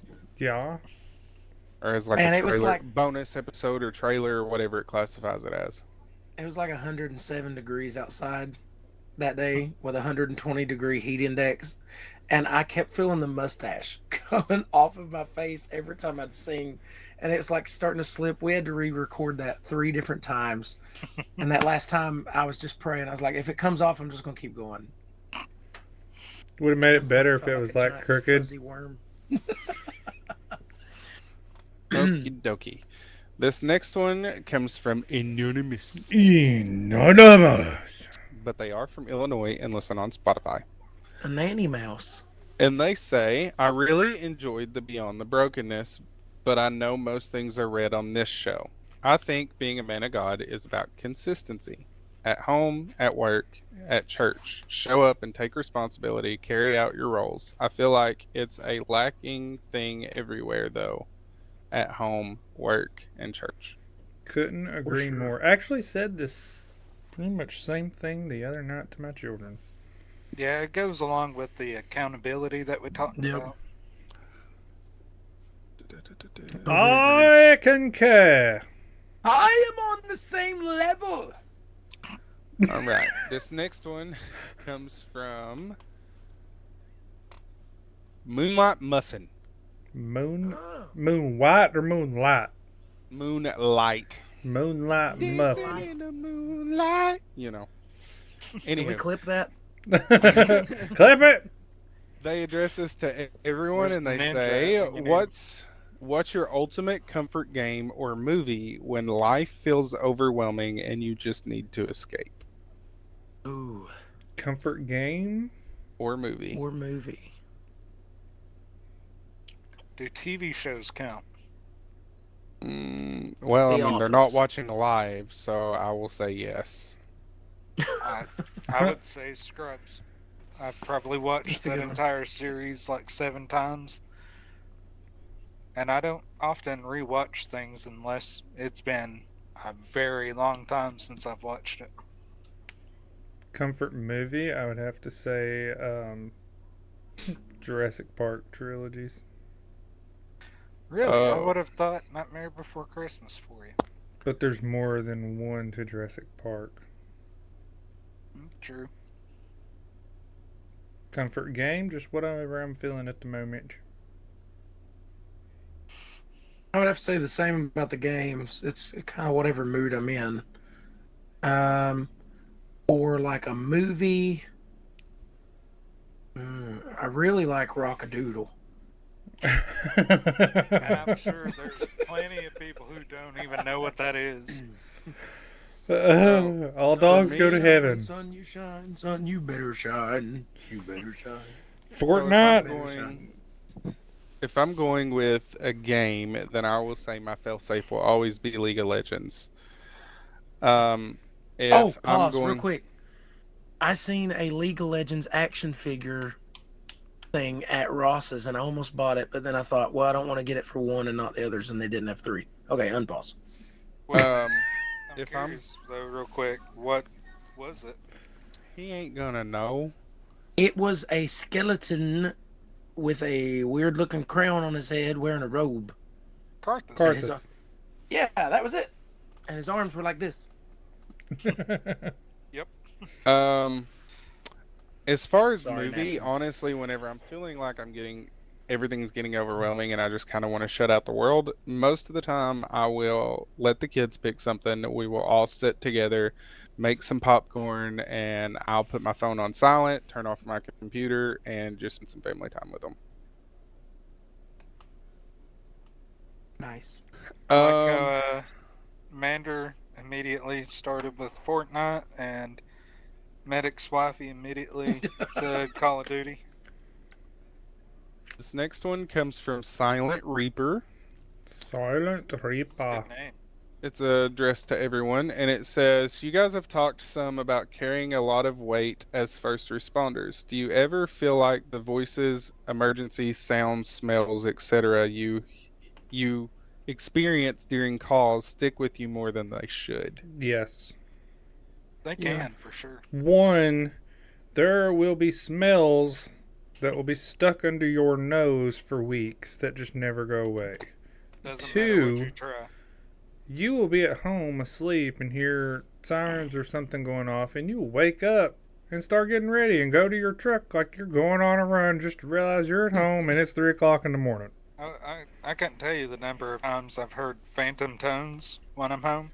Mm-hmm. Like jump up and start looking for my boots and everything and realize I couldn't have heard anything. I'm at home. I don't have a radio here. I still have moments where I hear sirens and I'm like, my ear ringing or something? You know? I don't have as much of an issue with like I've been out of law enforcement long enough now, I guess, that I don't have as much of an issue with like sirens and the voices. I still do have every now and then just moments of like some of the really bad calls. Some but, calls, no matter how long you're out of it, yeah. they're going to stick with you. Especially the ones involving kids. Yeah. That's after becoming a parent, those were the ones that just, I don't know, it does something to you. And so I would say, other than that, the biggest thing that I still find myself doing to this day Knife hand. is if I do knife hand a lot. I didn't even realize it till I seen myself do it just a second. I was like, oh my gosh, let's go do the knife hand. But is like if we're out or even at the camper, if I hear a really loud noise that even sounds similar to a gunshot, I find myself, I guess from muscle memory, reaching towards my holster that is not there. To make them think you have a gun when we both know you don't. You roll up and you turn on the opposite hip, Yeah. reaching for your gun that we know you don't have. So, but other Okay. than that, yeah. Yeah, but I get what you're saying. You still deal with a lot of, I still get a lot of bad nightmares every now and then about calls. Uh, for sure. A lot of the really, I want to say, it sounds awful to say, but the fun calls you go on, Yeah. those are the ones you kind of forget. Like having the drunk The guy heck was that? do, it was your bear. Don't do that. He's on the floor today. Leave him there. Oh my gosh. If it stood up right now, If that thing stood up or started crawling, you better believe I'm gone. just starts army crawling across the floor. Oh my gosh. I Yeah, feel like you- I When are you need gonna make this to. happen? So I feel like I need to save this next one for whenever Taco gets back. So I'm gonna move on. He'll cross the border in a minute. So to Tony the Trigger. Just know your question will be read before the end of this episode if you were It's listening. great. All right. I smell toast. Okay. Sorry. Buttered toast. So this comes from Smells Guardian like it. Angel 88, and it's addressed Buttered to me. toast. And they say, when you used to sit in that dispatch chair, did you ever feel invisible, like the world doesn't realize the toll it takes on you? How did you fight through that, if so? So I don't really think that I ever felt that way. I do think that there was definitely a few calls where I struggled to keep it together, and I don't know if it's the adrenaline or if it's the I really can't explain what it is, but like um there was one call in particular where I had to talk her mother through doing CPR on her 6-year-old son, and during the call I was the most professional, calm I've ever been in my life. I didn't tear up, I didn't cry, I didn't get upset. I was calm, cool, and collected. Once I hung up that call, once the responders was there, I broke. I had to go sit in my car and cry for 20 minutes. Um, and I think that it was just because of the fact of knowing that I had a son at home and it was a accidental drowning incident, and we had literally just put up a swimming pool before I started that shift. Um, so it's not necessarily that I've ever felt invisible, like the world didn't realize the toll, but definitely I think the ones that are meant to be dispatchers um, that are cut out for it can definitely almost flip a switch while they are on that headset. Nothing could bother them. Now once that headset is off or muted, it's going to be a completely different story. All right. From lagged out Larry to Moon Pie. Lagged out Larry. Oh, Larry. Where If is my someone- hairbrush? Good to hear from you, Lawrence. If someone was to hand you a free top of the line gaming setup, I'm talking about max specs $10,000 rig, but you could only play one game for the rest of your life anytime you wanted to game, what game are you picking? League of Legends. Just because I've heard so many amazing things. Wow. I have yet Take to- that, Mander. I'm just gonna say, League of Legends is the very definition of a toxic relationship. Like, I just you think will it's funny. convince yourself Top of that the it's a line, great game. $10,000 rig, and he picks a game that you can run on a toaster. Yeah. I mean, I've Free never. one too. I probably need that rig just to be able to run Arc for some reason. With a I don't know. Yeah, Cal's I'm got excited one about and he it, can't. whatever. I don't know that I want to run around and pick up sticks and keep eaten by dinosaurs for the rest of my life. No, you have to all tame. right, let's Tame go 'em. Did you guys back. know they made that a cartoon? Yes. Did I Yeah. tell you that already? Oh, okay. Let's go back to Tony the Triggered. Tony the Triggered. It He's says great.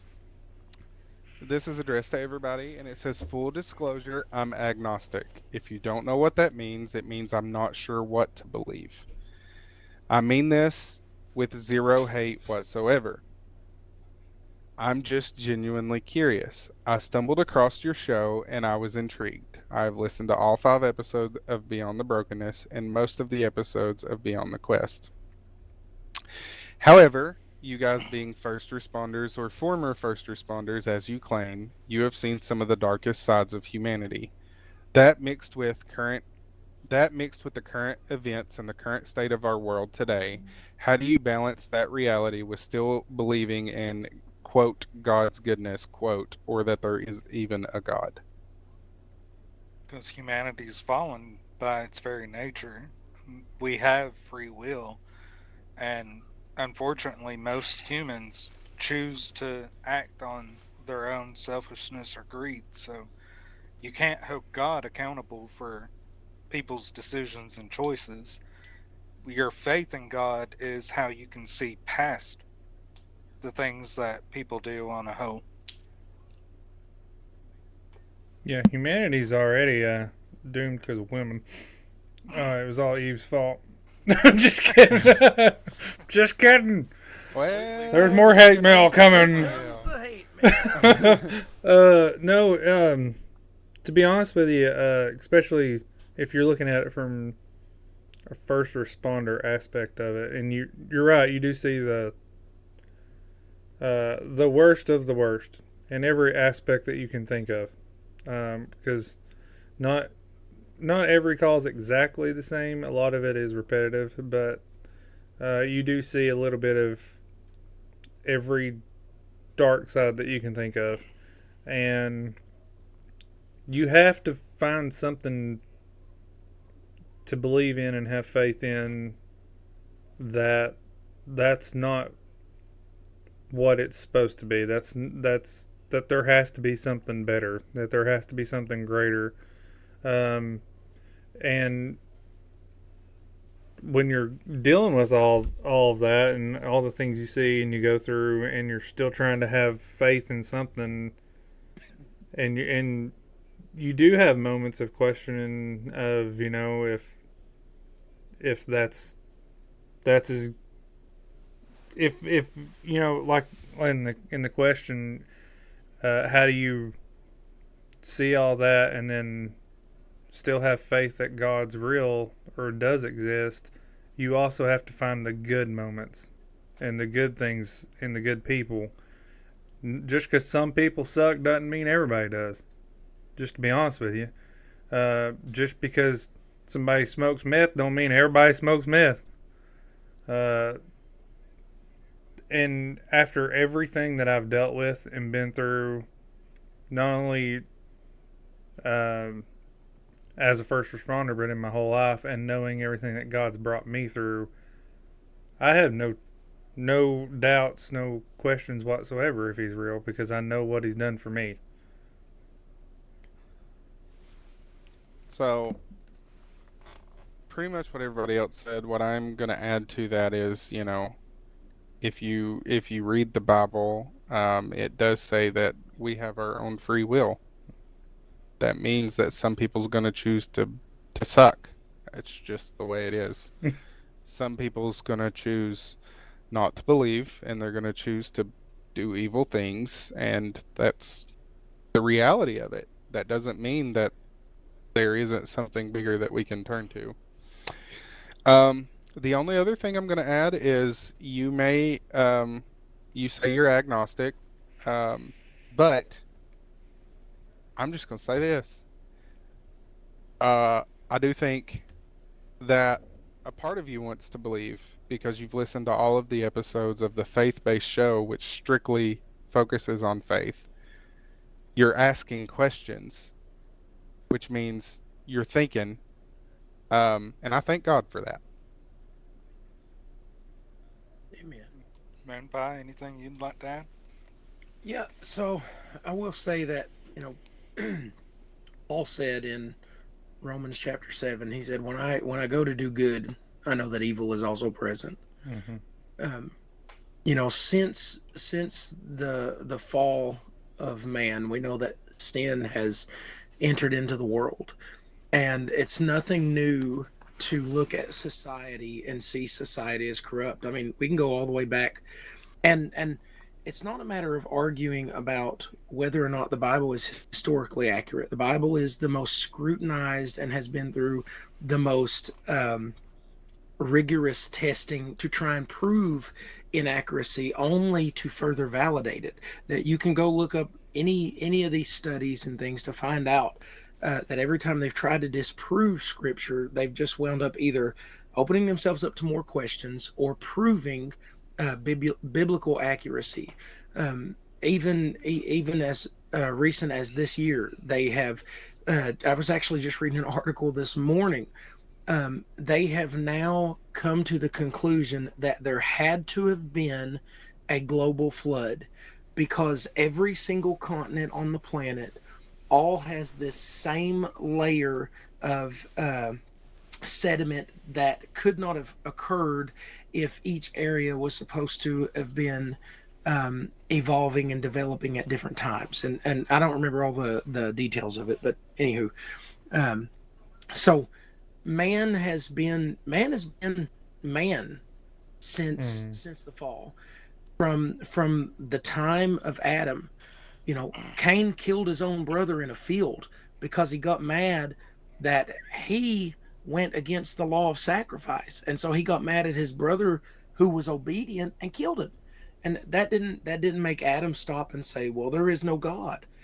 And look at Noah. When Noah was building the ark, there were literally only 8 people considered worthy enough to escape the wrath of God poured out on the world because of the evil in the hearts of man. That's what the Bible tells us.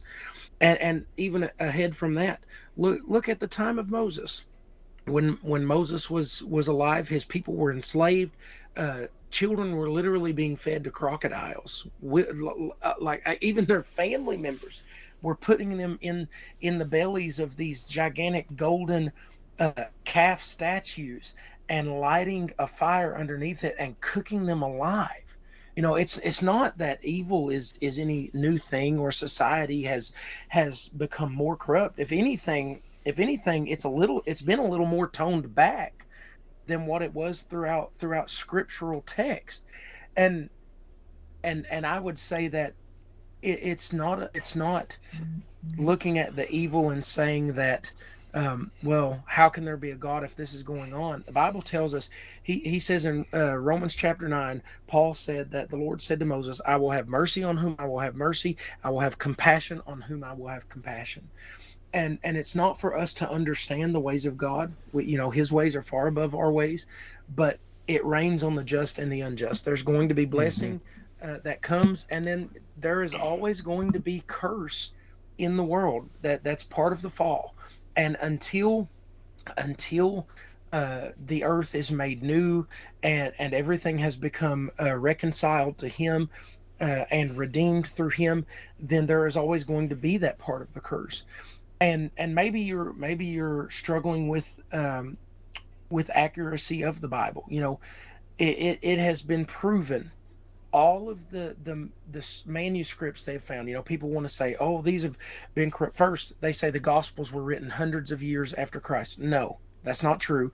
In fact, Mark's Gospel was proven to have been written as early as 100 AD, and they believe now that it was even earlier than that, just like a decade after Christ walked the earth. And Paul was a man who his writings came at a time when Christ was alive. Paul would have known about Jesus, and so it's not, and even the Gospels and stuff. If they look at the Dead Sea Scrolls, they're not altered. It's almost word for word the exact translations, even in books like Isaiah, things that are thousands of years old, and it's not changed in Scripture. And so you have this compilation of 66 books that has been put together, and I say 66 books right now because that's what we know as canon to Scripture. Now there are a few other things that it's debatable, the Apocrypha and things like that, but let's just take the 66 books right now.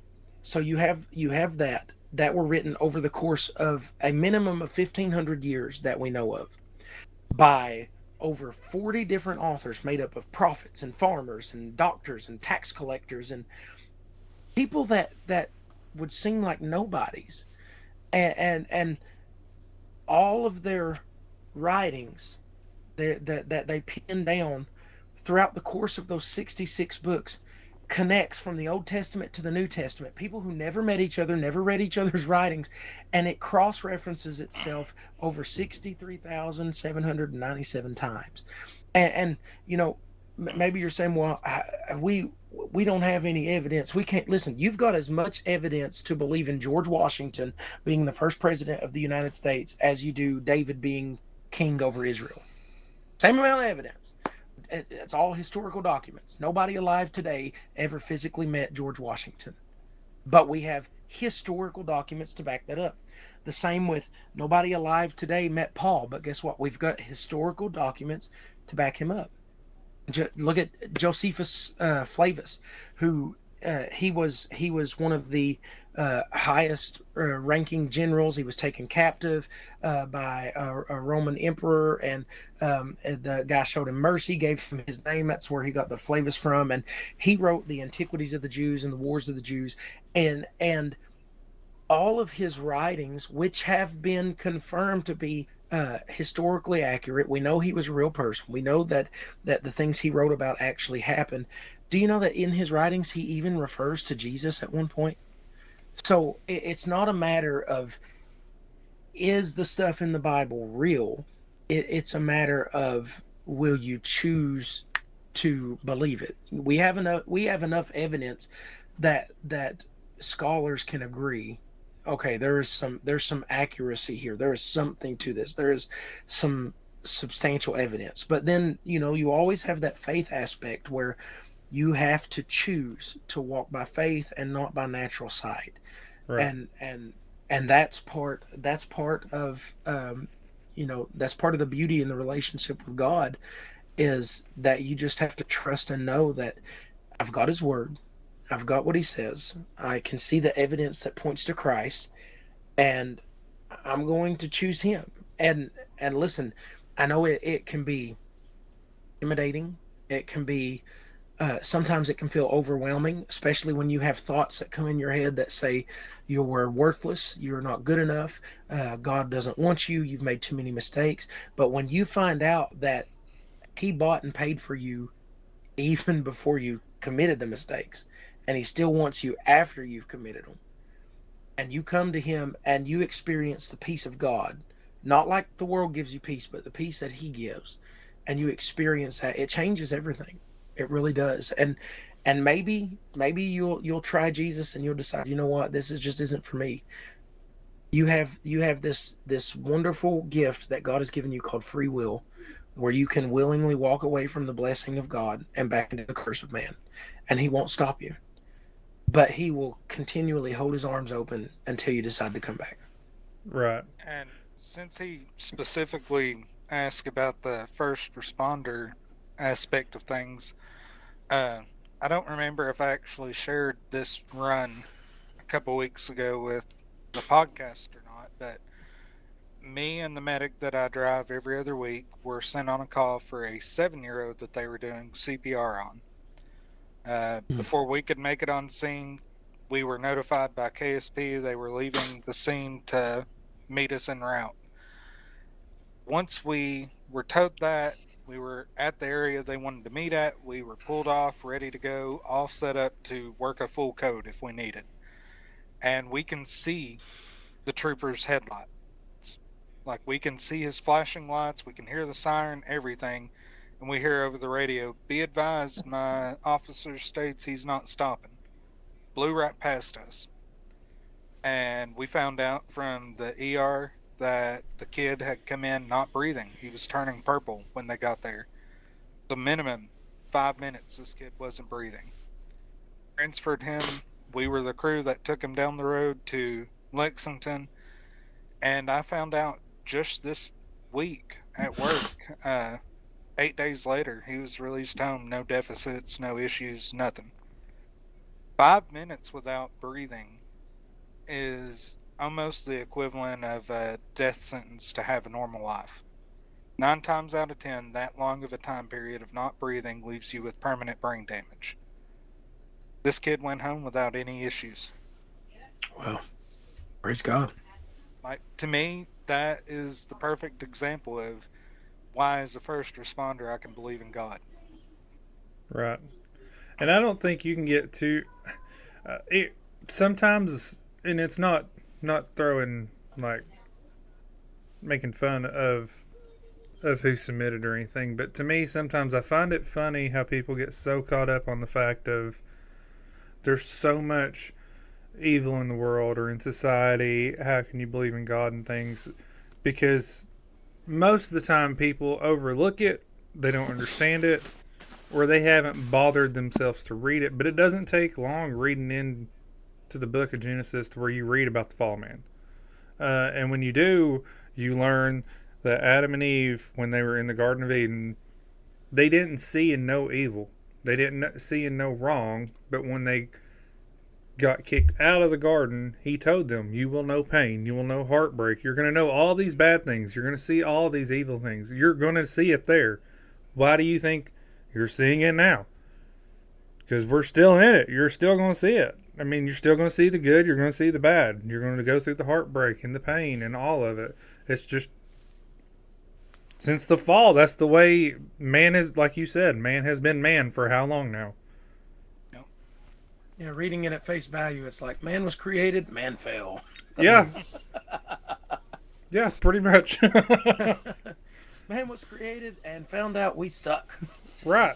I'm just saying, everybody gets caught up on there's so much evil, there's so much bad, there's so much evil, there's so much bad. How can you? Because there's so much evil and so much bad.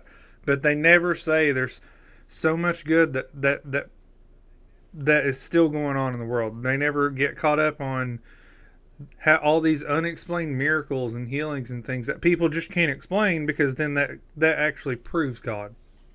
Because bad news spreads better than good news. It's also like the old saying, you had one job. Adam and Eve had one job. Yeah, don't eat the apple.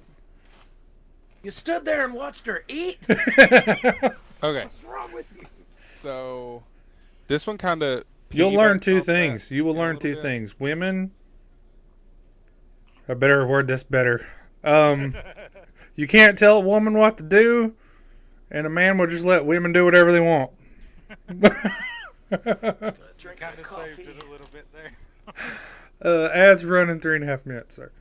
What did you have to say, Napkins? You want to go ahead and tell us what that was before Medic gets himself in trouble? I'm going to shut up now.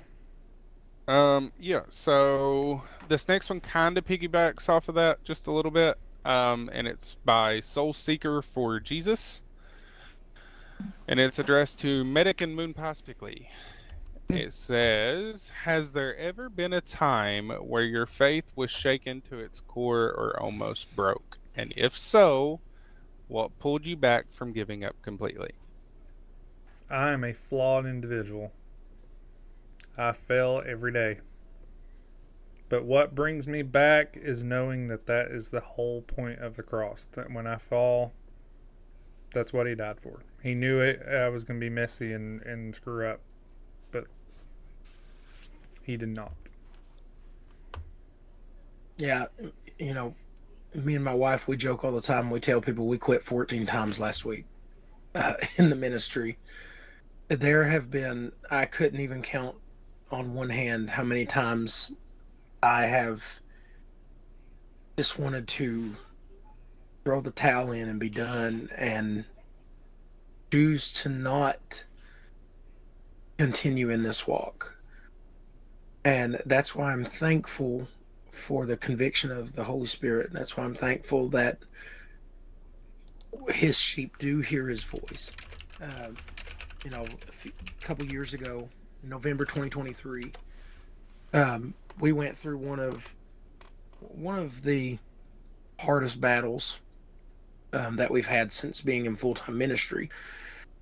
Uh, we were preaching a revival, and we make a long story short. I'll just give you all the Campbell soup of it. That means condensed. Um, but we were out preaching a revival, and we come back to the parsonage we were living in at the time, and somebody had broke in and stolen everything, stole all of our ministry equipment, and just destroyed all of our stuff, like tore apart dressers and just it was a mess. Even emptied the fridge and freezer. Um, and then when the smoke cleared and everything, and I was mad.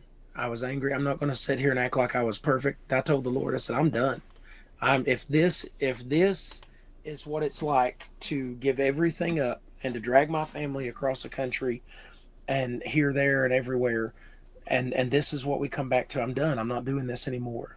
And uh, I was sitting in the bedroom floor, just looking over everything and all the junk and the hurt. Then, to make matters worse, we found out that it was somebody from the church that was in the leadership.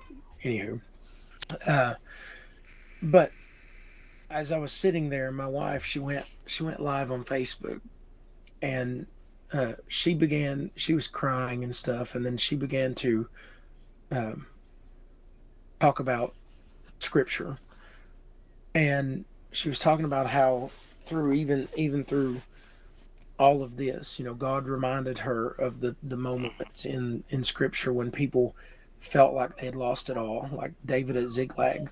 They were so distraught. They had cried until they couldn't cry anymore.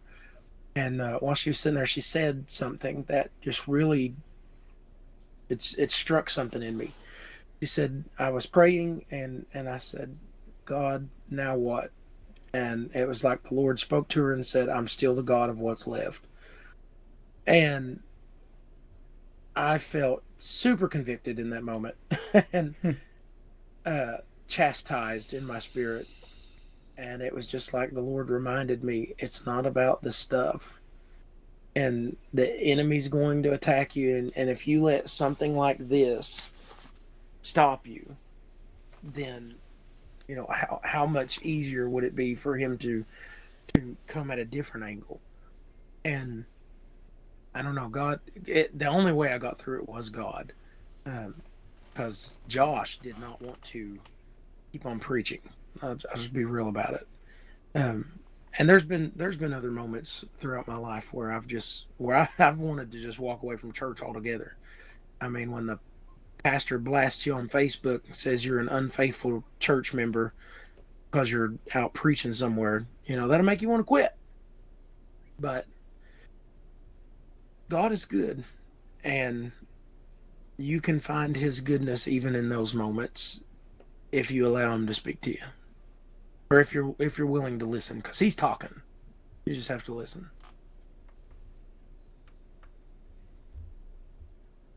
Did Napkins fall asleep?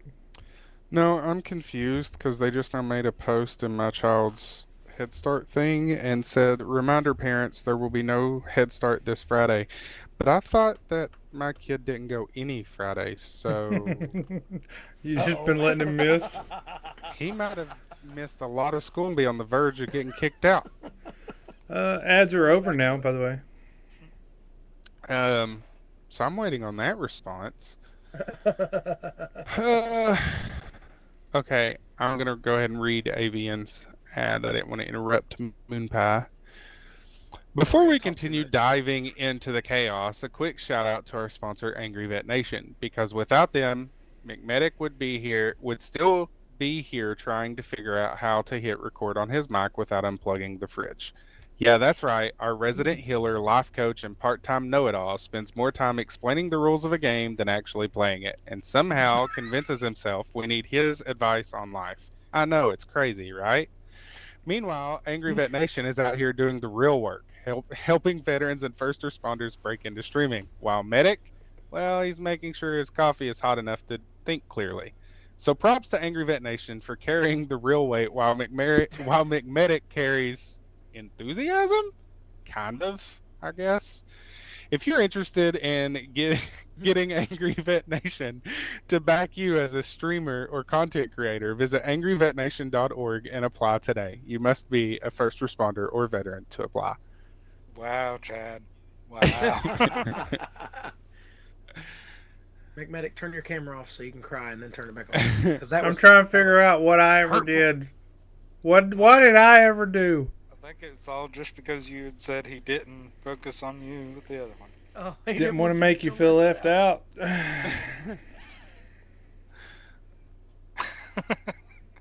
Joke's on you. He will even drink cold coffee and not iced. That's fine. I'll get you back, That's why I Chadrick. was laughing.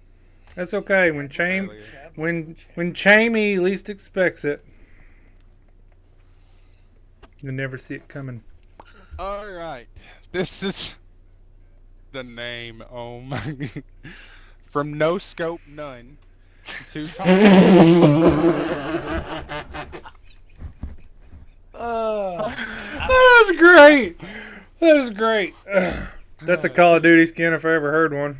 Yep. it is. It's to Taco, and it said, all right, so you guys have decided to form a D&D party, but you have to use your actual personalities. Taco, I'm curious, based off the guys' personalities, who's going to be the tank, who's going to be the healer, who's accidentally setting the tavern on fire, and who has no idea what's going on. You know, honestly, this is a lot simpler than it probably should be. Moonpie's the tank because, I mean, Moonpie's obviously the resident paladin. I could see McMedic being our healer because I see a lot of cleric qualities in him. He can still dish out damage when he wants to, but he's also there to try and keep everybody safe. Napkins, I'm sorry, but there's no accidental setting the tavern on fire. It would be intentional with you. And odds are 100%. I wouldn't have a clue what's going on at any moment with all of you. No, I'm going to say Moonpie set it on fire. He done it once with a church. He's spoken into existence. That's a difference. He didn't really burn a church down, guys. And What is happening with Moonpower? I don't know. while I'm at it, I'll go ahead and give Netkins a class. He would be a sorcerer setting the tavern on fire, trying to show off with some sort of trick or something. I can see it. Sorry, I got a phone call. Why are you always blurry? I don't know. It's MacBook. Okay, I don't know. why if you booked Cindy to school. Still So can't teach I'm- you to read. While you guys have been, or while Taco has been talking, I've went through and previewed the next, their last 5 questions, and I don't know if they know each other, if they all need prayer, or what's going on, but I'm worried for them. This one comes from Shadowed Saint 321. They address this to everyone, and they say, when the world feels so heavy and it feels like no prayer is being answered, like God has been hitting the ignore button on your phone call, how do you keep from losing your hope entirely? Daniel There had is- to wait 40 days without any kind of answer. There is a song, and a line in that song, and the song's the way they wrote the song. It's God talking to you, and it says, "I heard every prayer you prayed, and I answered all the time, although you didn't hear my reply." Like Moonpie said earlier, he's talking all the time, but if you're not looking for an answer, willing to hear the answer, you're not going to get it. And sometimes you do have to wait. It is what it is, but your faith's not proven like gold until it's been through the fire. That's how your faith is proven. You have to go through the trouble sometimes. That's the whole definition of how you know how strong your faith is. When you hit hard times, you immediately break. Then you know you need to start praying and fasting more, reading more. Because if you can't trust Him during the hard times and only the good times, that's not how God works. It's not a crutch of only in the good times are we happy, and then that's the only times that we believe in God. It's even in the worst possible moment of your life to know that He's the one still holding you no matter what comes. Yeah. Anybody have anything to add? I think they covered it pretty good. This one comes from Broke. Okay, it's supposed to say Broken Halo 860. And it says, "What's one mistake you've made in your life that you wish someone had warned you about, and how would you warn us now not to make the same mistake?"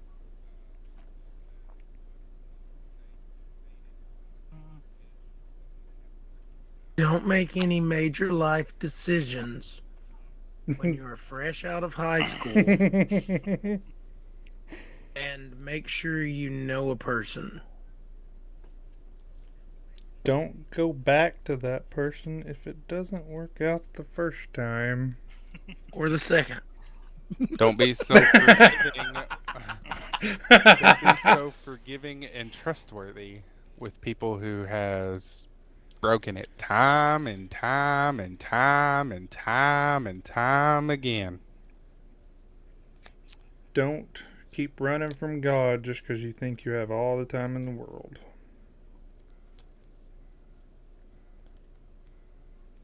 All good advice. Don't eat yellow snow. That's pee. It's not lemon. All right, this one comes from Ashes Comes Armor. That's a cool name.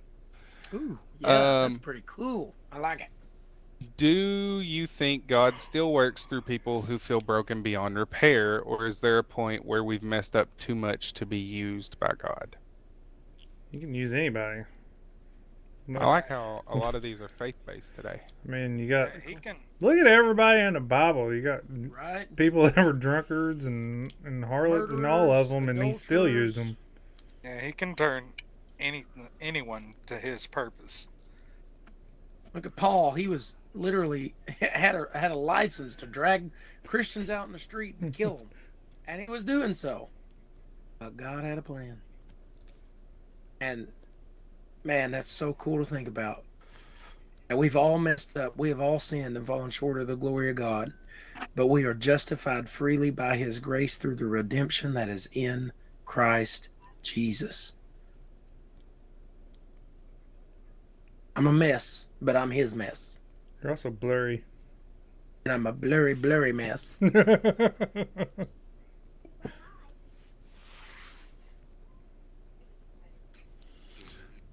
I'm telling you, we got to draw a smiley face or something on top of his head. Googly eyes. Just glue them and a fake mustache right there. Every time he leans over. Oh my God. That would be great. Napkins. We need you to get some googly eyes and a fake mustache. At the very least, we need to make a hat that looks that way. Yeah. Like a boggin. That No. way every time he leans No, over. it just needs to go on top of his head. This next one comes from a Wayfarer Soul. And it says if you could sit across from your younger self at their lowest point, what words of encouragement would you give them to keep going? Let go and let God.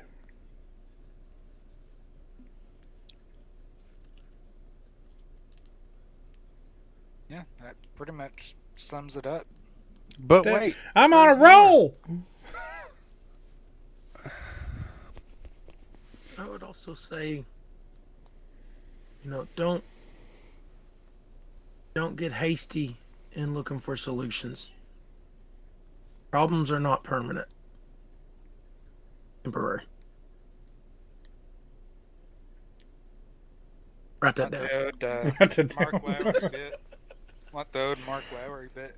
This too shall pass. His favorite verse. Yes. And it came to pass. And he stops. And it came to pass. You got cancer? Either it'll come to pass or you'll come to pass one. Either way. It'll All right. pass or you'll pass. Our final Quester's question. Da-da-da-dum. Bomb. Let me refresh. Yep, this is the last one. This comes from Listen to the Silent Echo, or Listen to Silent Echo. So I'm assuming it's Listen to the Silent. Anyway, how do you deal with the guilt of not being enough, whether it's as a parent, spouse, friend, or follower of Christ? You have to accept that you are enough in God's eyes regardless. He decided that before you were even formed. Otherwise, he wouldn't have paid the ransom to complete the old law. He looked ahead, saw everyone to come, and said, they're enough to me. That, and I'm going to say also, if you haven't heard the saying, the mind is the devil's playground, now you have. And when you get in these moments of those thoughts, do not let your mind run wild, because then it runs into pity and all this stuff, and you cannot let your mind just take its own little stroll, because the more it does, the more you start spinning. And as the great words of Vet once said, sometimes you have to grab life by the balls before it grabs a hold of you. The only thing I'm going to add to that is you always have to remember there is no such thing as a perfect parent. There's no such thing as a perfect spouse. There's no such thing as a perfect friend. There's no such thing as a perfect follower of Christ. Simply does not exist. Everybody is going to mess up. Everybody's going to make mistakes. Again, we have our own free will. That means that there's going to be times, whether we mean to or not, we going to suck. You just got to realize that's part of life. Don't dwell on it. Learn from it and move on. Yeah, so when you feel like you're not enough, remember that you're not. I'm not. Paco's not. Medic's not. Napkins isn't. Nobody's enough. Chaz not. Chad's not. And that's why we don't get by on who we are. We get by on who Christ is. Because that's why we need the blood of Jesus. That's why, because our righteousness is as filthy rags. But when we come to Christ, we no longer are relying on ourself and our righteousness, but now we have the righteousness of God that's been imputed into us, and that's what he sees. He sees the blood. So It's what you have. It's what Medic has. Nobody Taco has. It's what Chad has. Nobody No said man you is had to be perfect. You just got to show up. not perfect, just forgiven. Word. Mic drop. Final refresh. Feel better? Okay. We did just get another one. It comes from Just Curious. They listen from New Jersey, and they address us Jersey. to everyone, and they say, how have you all been? How's life? Just curious. I get it now. Life has been busy but good. This month was packed with a lot of church services. We saw chains break, souls saved, people set free. It was good. Amen. Yeah. Yeah. Yeah, I'm still kicking. Not very high, but I'm kicking. Once you stand up and show us how high. You wouldn't be able to see it on the camera. Can you kick that bottle off that counter there? Oh my gosh. Clip No. it. I want to see it. I want to see it. definitely not. Roundhouse that thing. Go to try and slip and fall and break my hip or something. I'd say I've been, I've been doing amazing, but I'm working on it. I've been super busy, as usual. Still believing for the truck to get paid off and take care of that big stressful weight. And, the world might end in this month. I don't know about that. Could happen. Could be raptured out on the Feast of Trumpets. That'd be cool. If not, I'm just going to keep on chugging right along, tooting my little horn. Toot toot. Napkins. I've been okay. I've been busy, sleepy, but okay. Wadded. Fighting with turkeys. Crazy things. I do have better internet now, so that's a plus. You just can't tell because his camera's blurry. Bum, bum, bum. That's a Mac for you. But see, on my end, it's not blurry. So I think it's just the camera itself, which would be the computer's fault. So I can see that. nothing you can do about that. I mean, there is something you can do about that, but right now I don't have the funding to take care of that problem. In time, grasshopper. Anything else? I'm refreshing again. I'm trying to think of what cartoon characters I'm going to throw into my what if cartoons got saved. Really? That's the way we're going to end this segment? What? Hey, buddy. Well, I got some hate mail. Yay! It's from Anonymous. Imagine that. Anonymous.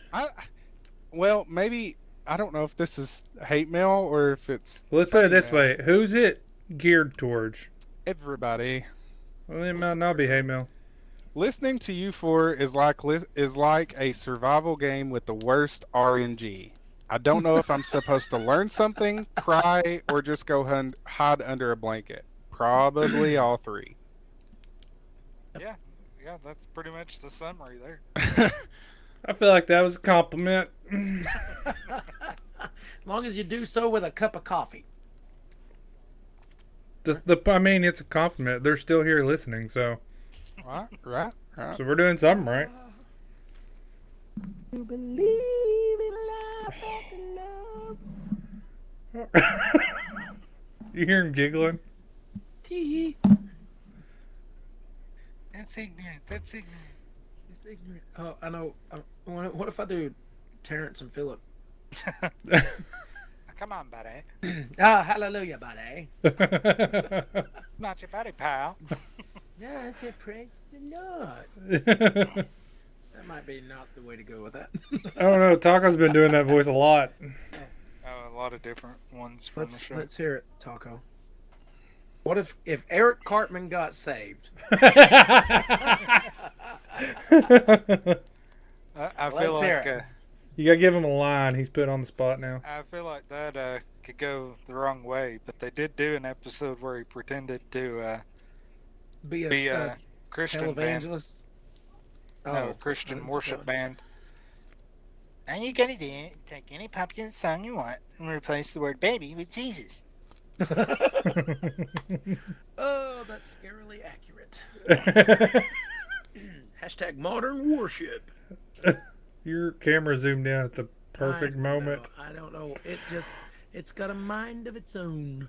You said hashtag and then your camera zoomed in and you're like, modern worship. It's like a commercial was happening. No, it was funny the other night though when we were playing with Cal.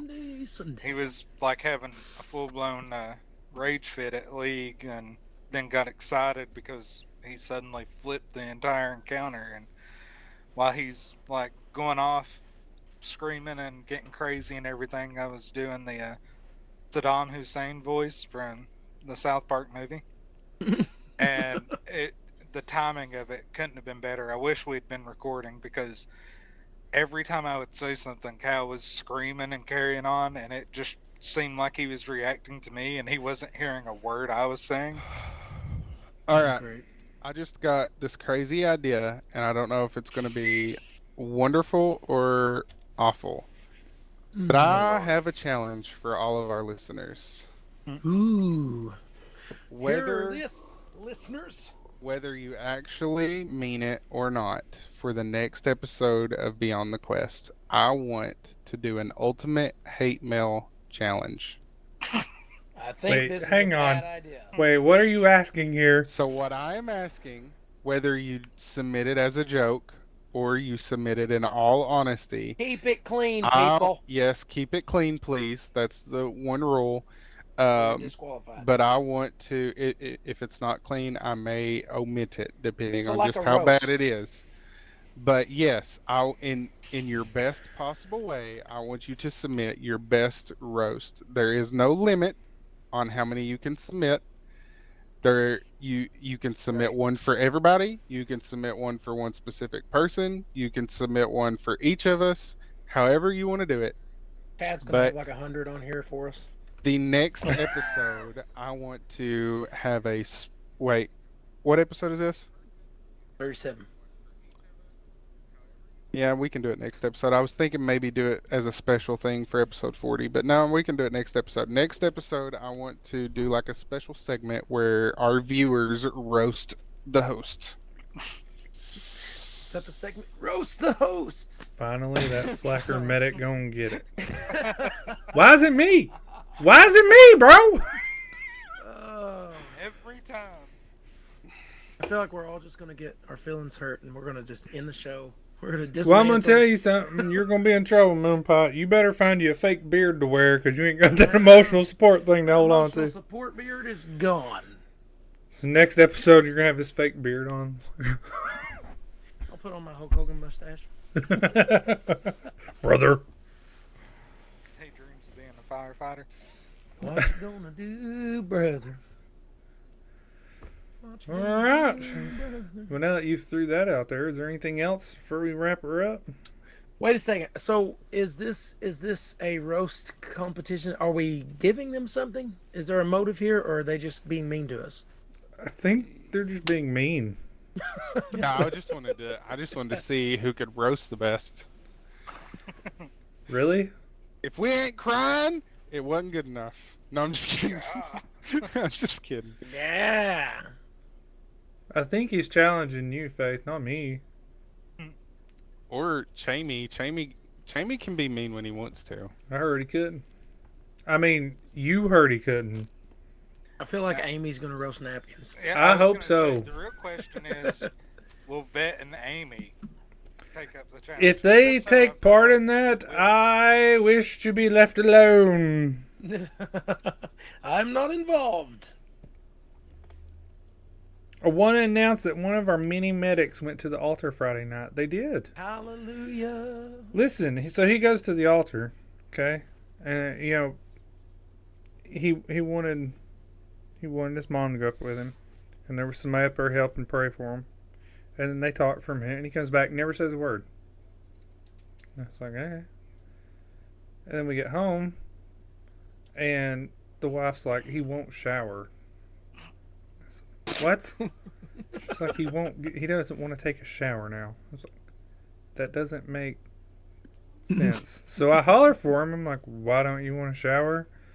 And he said, I don't, how do I put this? It's a feeling I can't explain. And I don't want it to go away.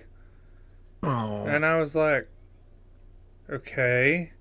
So I was asking, because after he got done praying, the person that's helping pray, they were talking a little bit. And I was like, well, what was he talking with you about? He was like, well, he asked me if I got saved. And I said, yeah. I was like, so you got saved and didn't tell anybody? And he was like, no, but it just feels so good. I don't want to go shower now. I was like, you're not going to lose it in a shower. It ain't gonna fall off. Yeah, so we praise God for that. Can I submit a preview now? Yes. Yes. for it, Chad. Submit a preview before we wrap up. While he's working on that, what was you saying, Moon Pie? Oh, that reminded me the other night. After I don't remember where we were. Anyway, Josiah was in our room with Amanda, and I was in the boys' room fixing their bed and stuff. And I come into the living room, and this is all I see. Judah just sitting there, and then he drops to his face, and he puts his little head down on the floor, and I just stood there and watched him. I took Is a that picture. Judah? Yeah. I know Really? his hair is super dark right Yeah. now for some reason. But he gets up, and I said, "What were you doing, Bubby?" And he says, "I was talking to God." Man, gosh, I started crying. You ever want to It's get something- humbled? When your kids call upon the name of the Lord. So I'm rejoicing with you, man. I'm so excited for you guys. I'm gonna cry. Don't cry. Anywho, These are big man tears. these are big man tears. Uh-oh. Medic, watching you play garbage is like watching a sport try a solo baron blindfolded.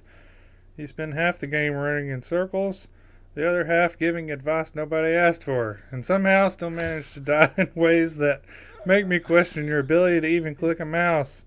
I've seen bots with better map awareness and mechanics than you. Honestly, Medic, if garbage had a most likely defeat award, you'd get it every season and still find a way to lecture the team mid-tilt. Brittany. Oh, that come from Brittany. You could do better. I was going to say that was pretty good for Chad, but if that come from Brittany, wow, I'm kind of disappointed. That was the best you had. I hear you're a Lux player anyway. Bum, bum, bum. Just saying. I can't wait to someday try League. He says that now, and then with like in the 2 weeks of playing it, he's gonna be like, "I installed that. I hated it." I'm excited to try and teach you how to play League just because you actually seem to have a desire to learn how to play it. That's what he says, but he probably has never even seen a video of the game. I've watched your all's videos of the game. And the Don't you chaos dare that speak ensues. poorly of Lux, you team. Oh, don't call me a Teemo lover. That was hurtful. You could have sent another paragraph. It did not bother me till you called me that. I don't like rats. But when we make our comments that League is the perfect example of a toxic relationship, we mean it. Like, it will fool you into thinking you love the game and you miss it, and about 4 matches later, you're ready to call it quits. You're Takes 4 mad at matches for yourself. you? Well, I mean, the other night with Cal, it took us 4 matches before Rito decided to turn against us. I want to know Brittany's League gamer tag. I want to look up her match history.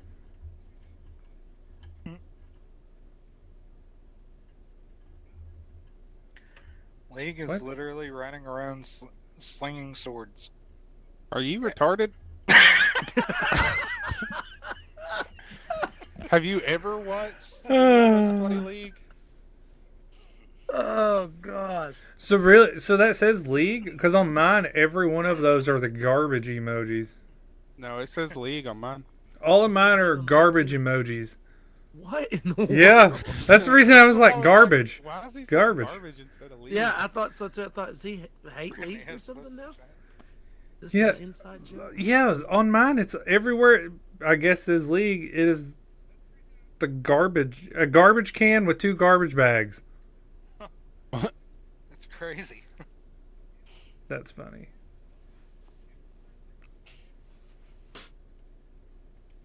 Okay. All right, I'm gonna time out your wife again.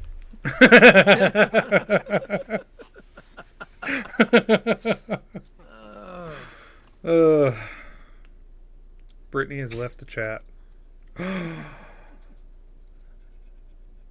Can't handle the truth, huh?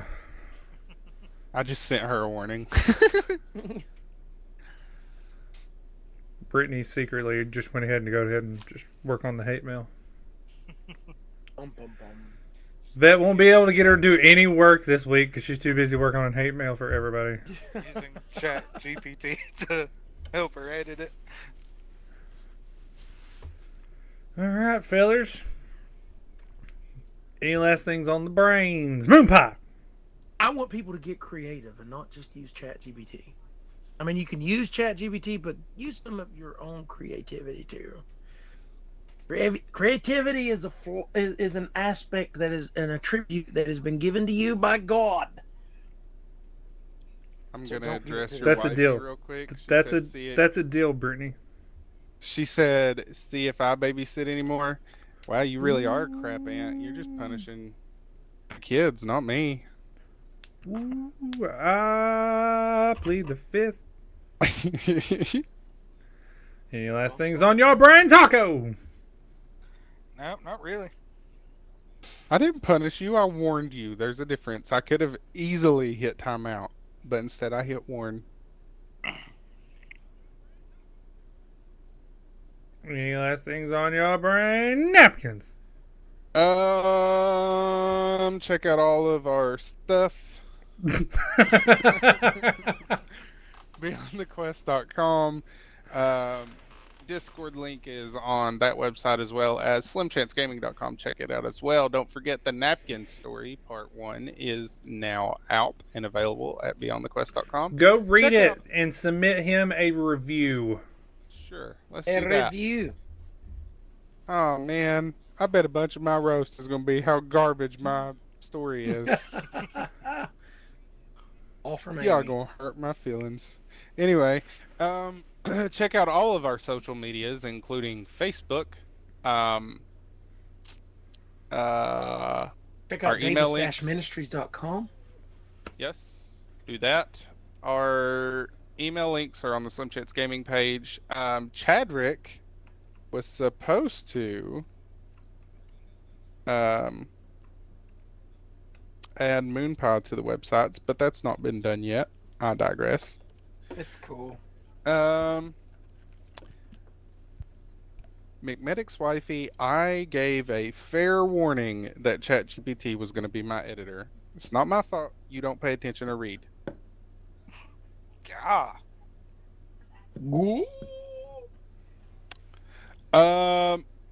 That's it for me. Why do I keep getting all these emails saying join AARP today? It's just stupid. Medic, anything on your brain? I don't think so. Don't forget, this month starts 100-hour challenge. There's gonna be lots of streaming. You see us live, even if you don't want to chit chat, just lurk around and help us out. We do have, I don't know if we all do, some of us already have the donation links on the panels on the Twitch pages. If anybody does want to donate to the cause, you may go click that. Other than that, love y'all. Jesus loves you more. Oh, Really? real quick. Really? Real quick. Interrupt your- that. Your Wow. wife said, well, they suck cutting out the raw stuff. Number one, I just want to add this little thing in there. Number one, I made sure that it did not change any part of the story. Like it kept all the stuff in there, the like important stuff, like the true, you know. This means stuff now, guys. Yeah. Also, whenever it does start coming to the more traumatic stuff and the SL. messy stuff, if it does try and cut it out, then it will not be used. And I Cut I it do out. promise that. All right, back to you, medic. Till next time, love y'all. Jesus loves you more. Bye! Bye. truth with controller in hand. Faith adventure, stories untold. First responder, hearts brave and bold. Be on the quest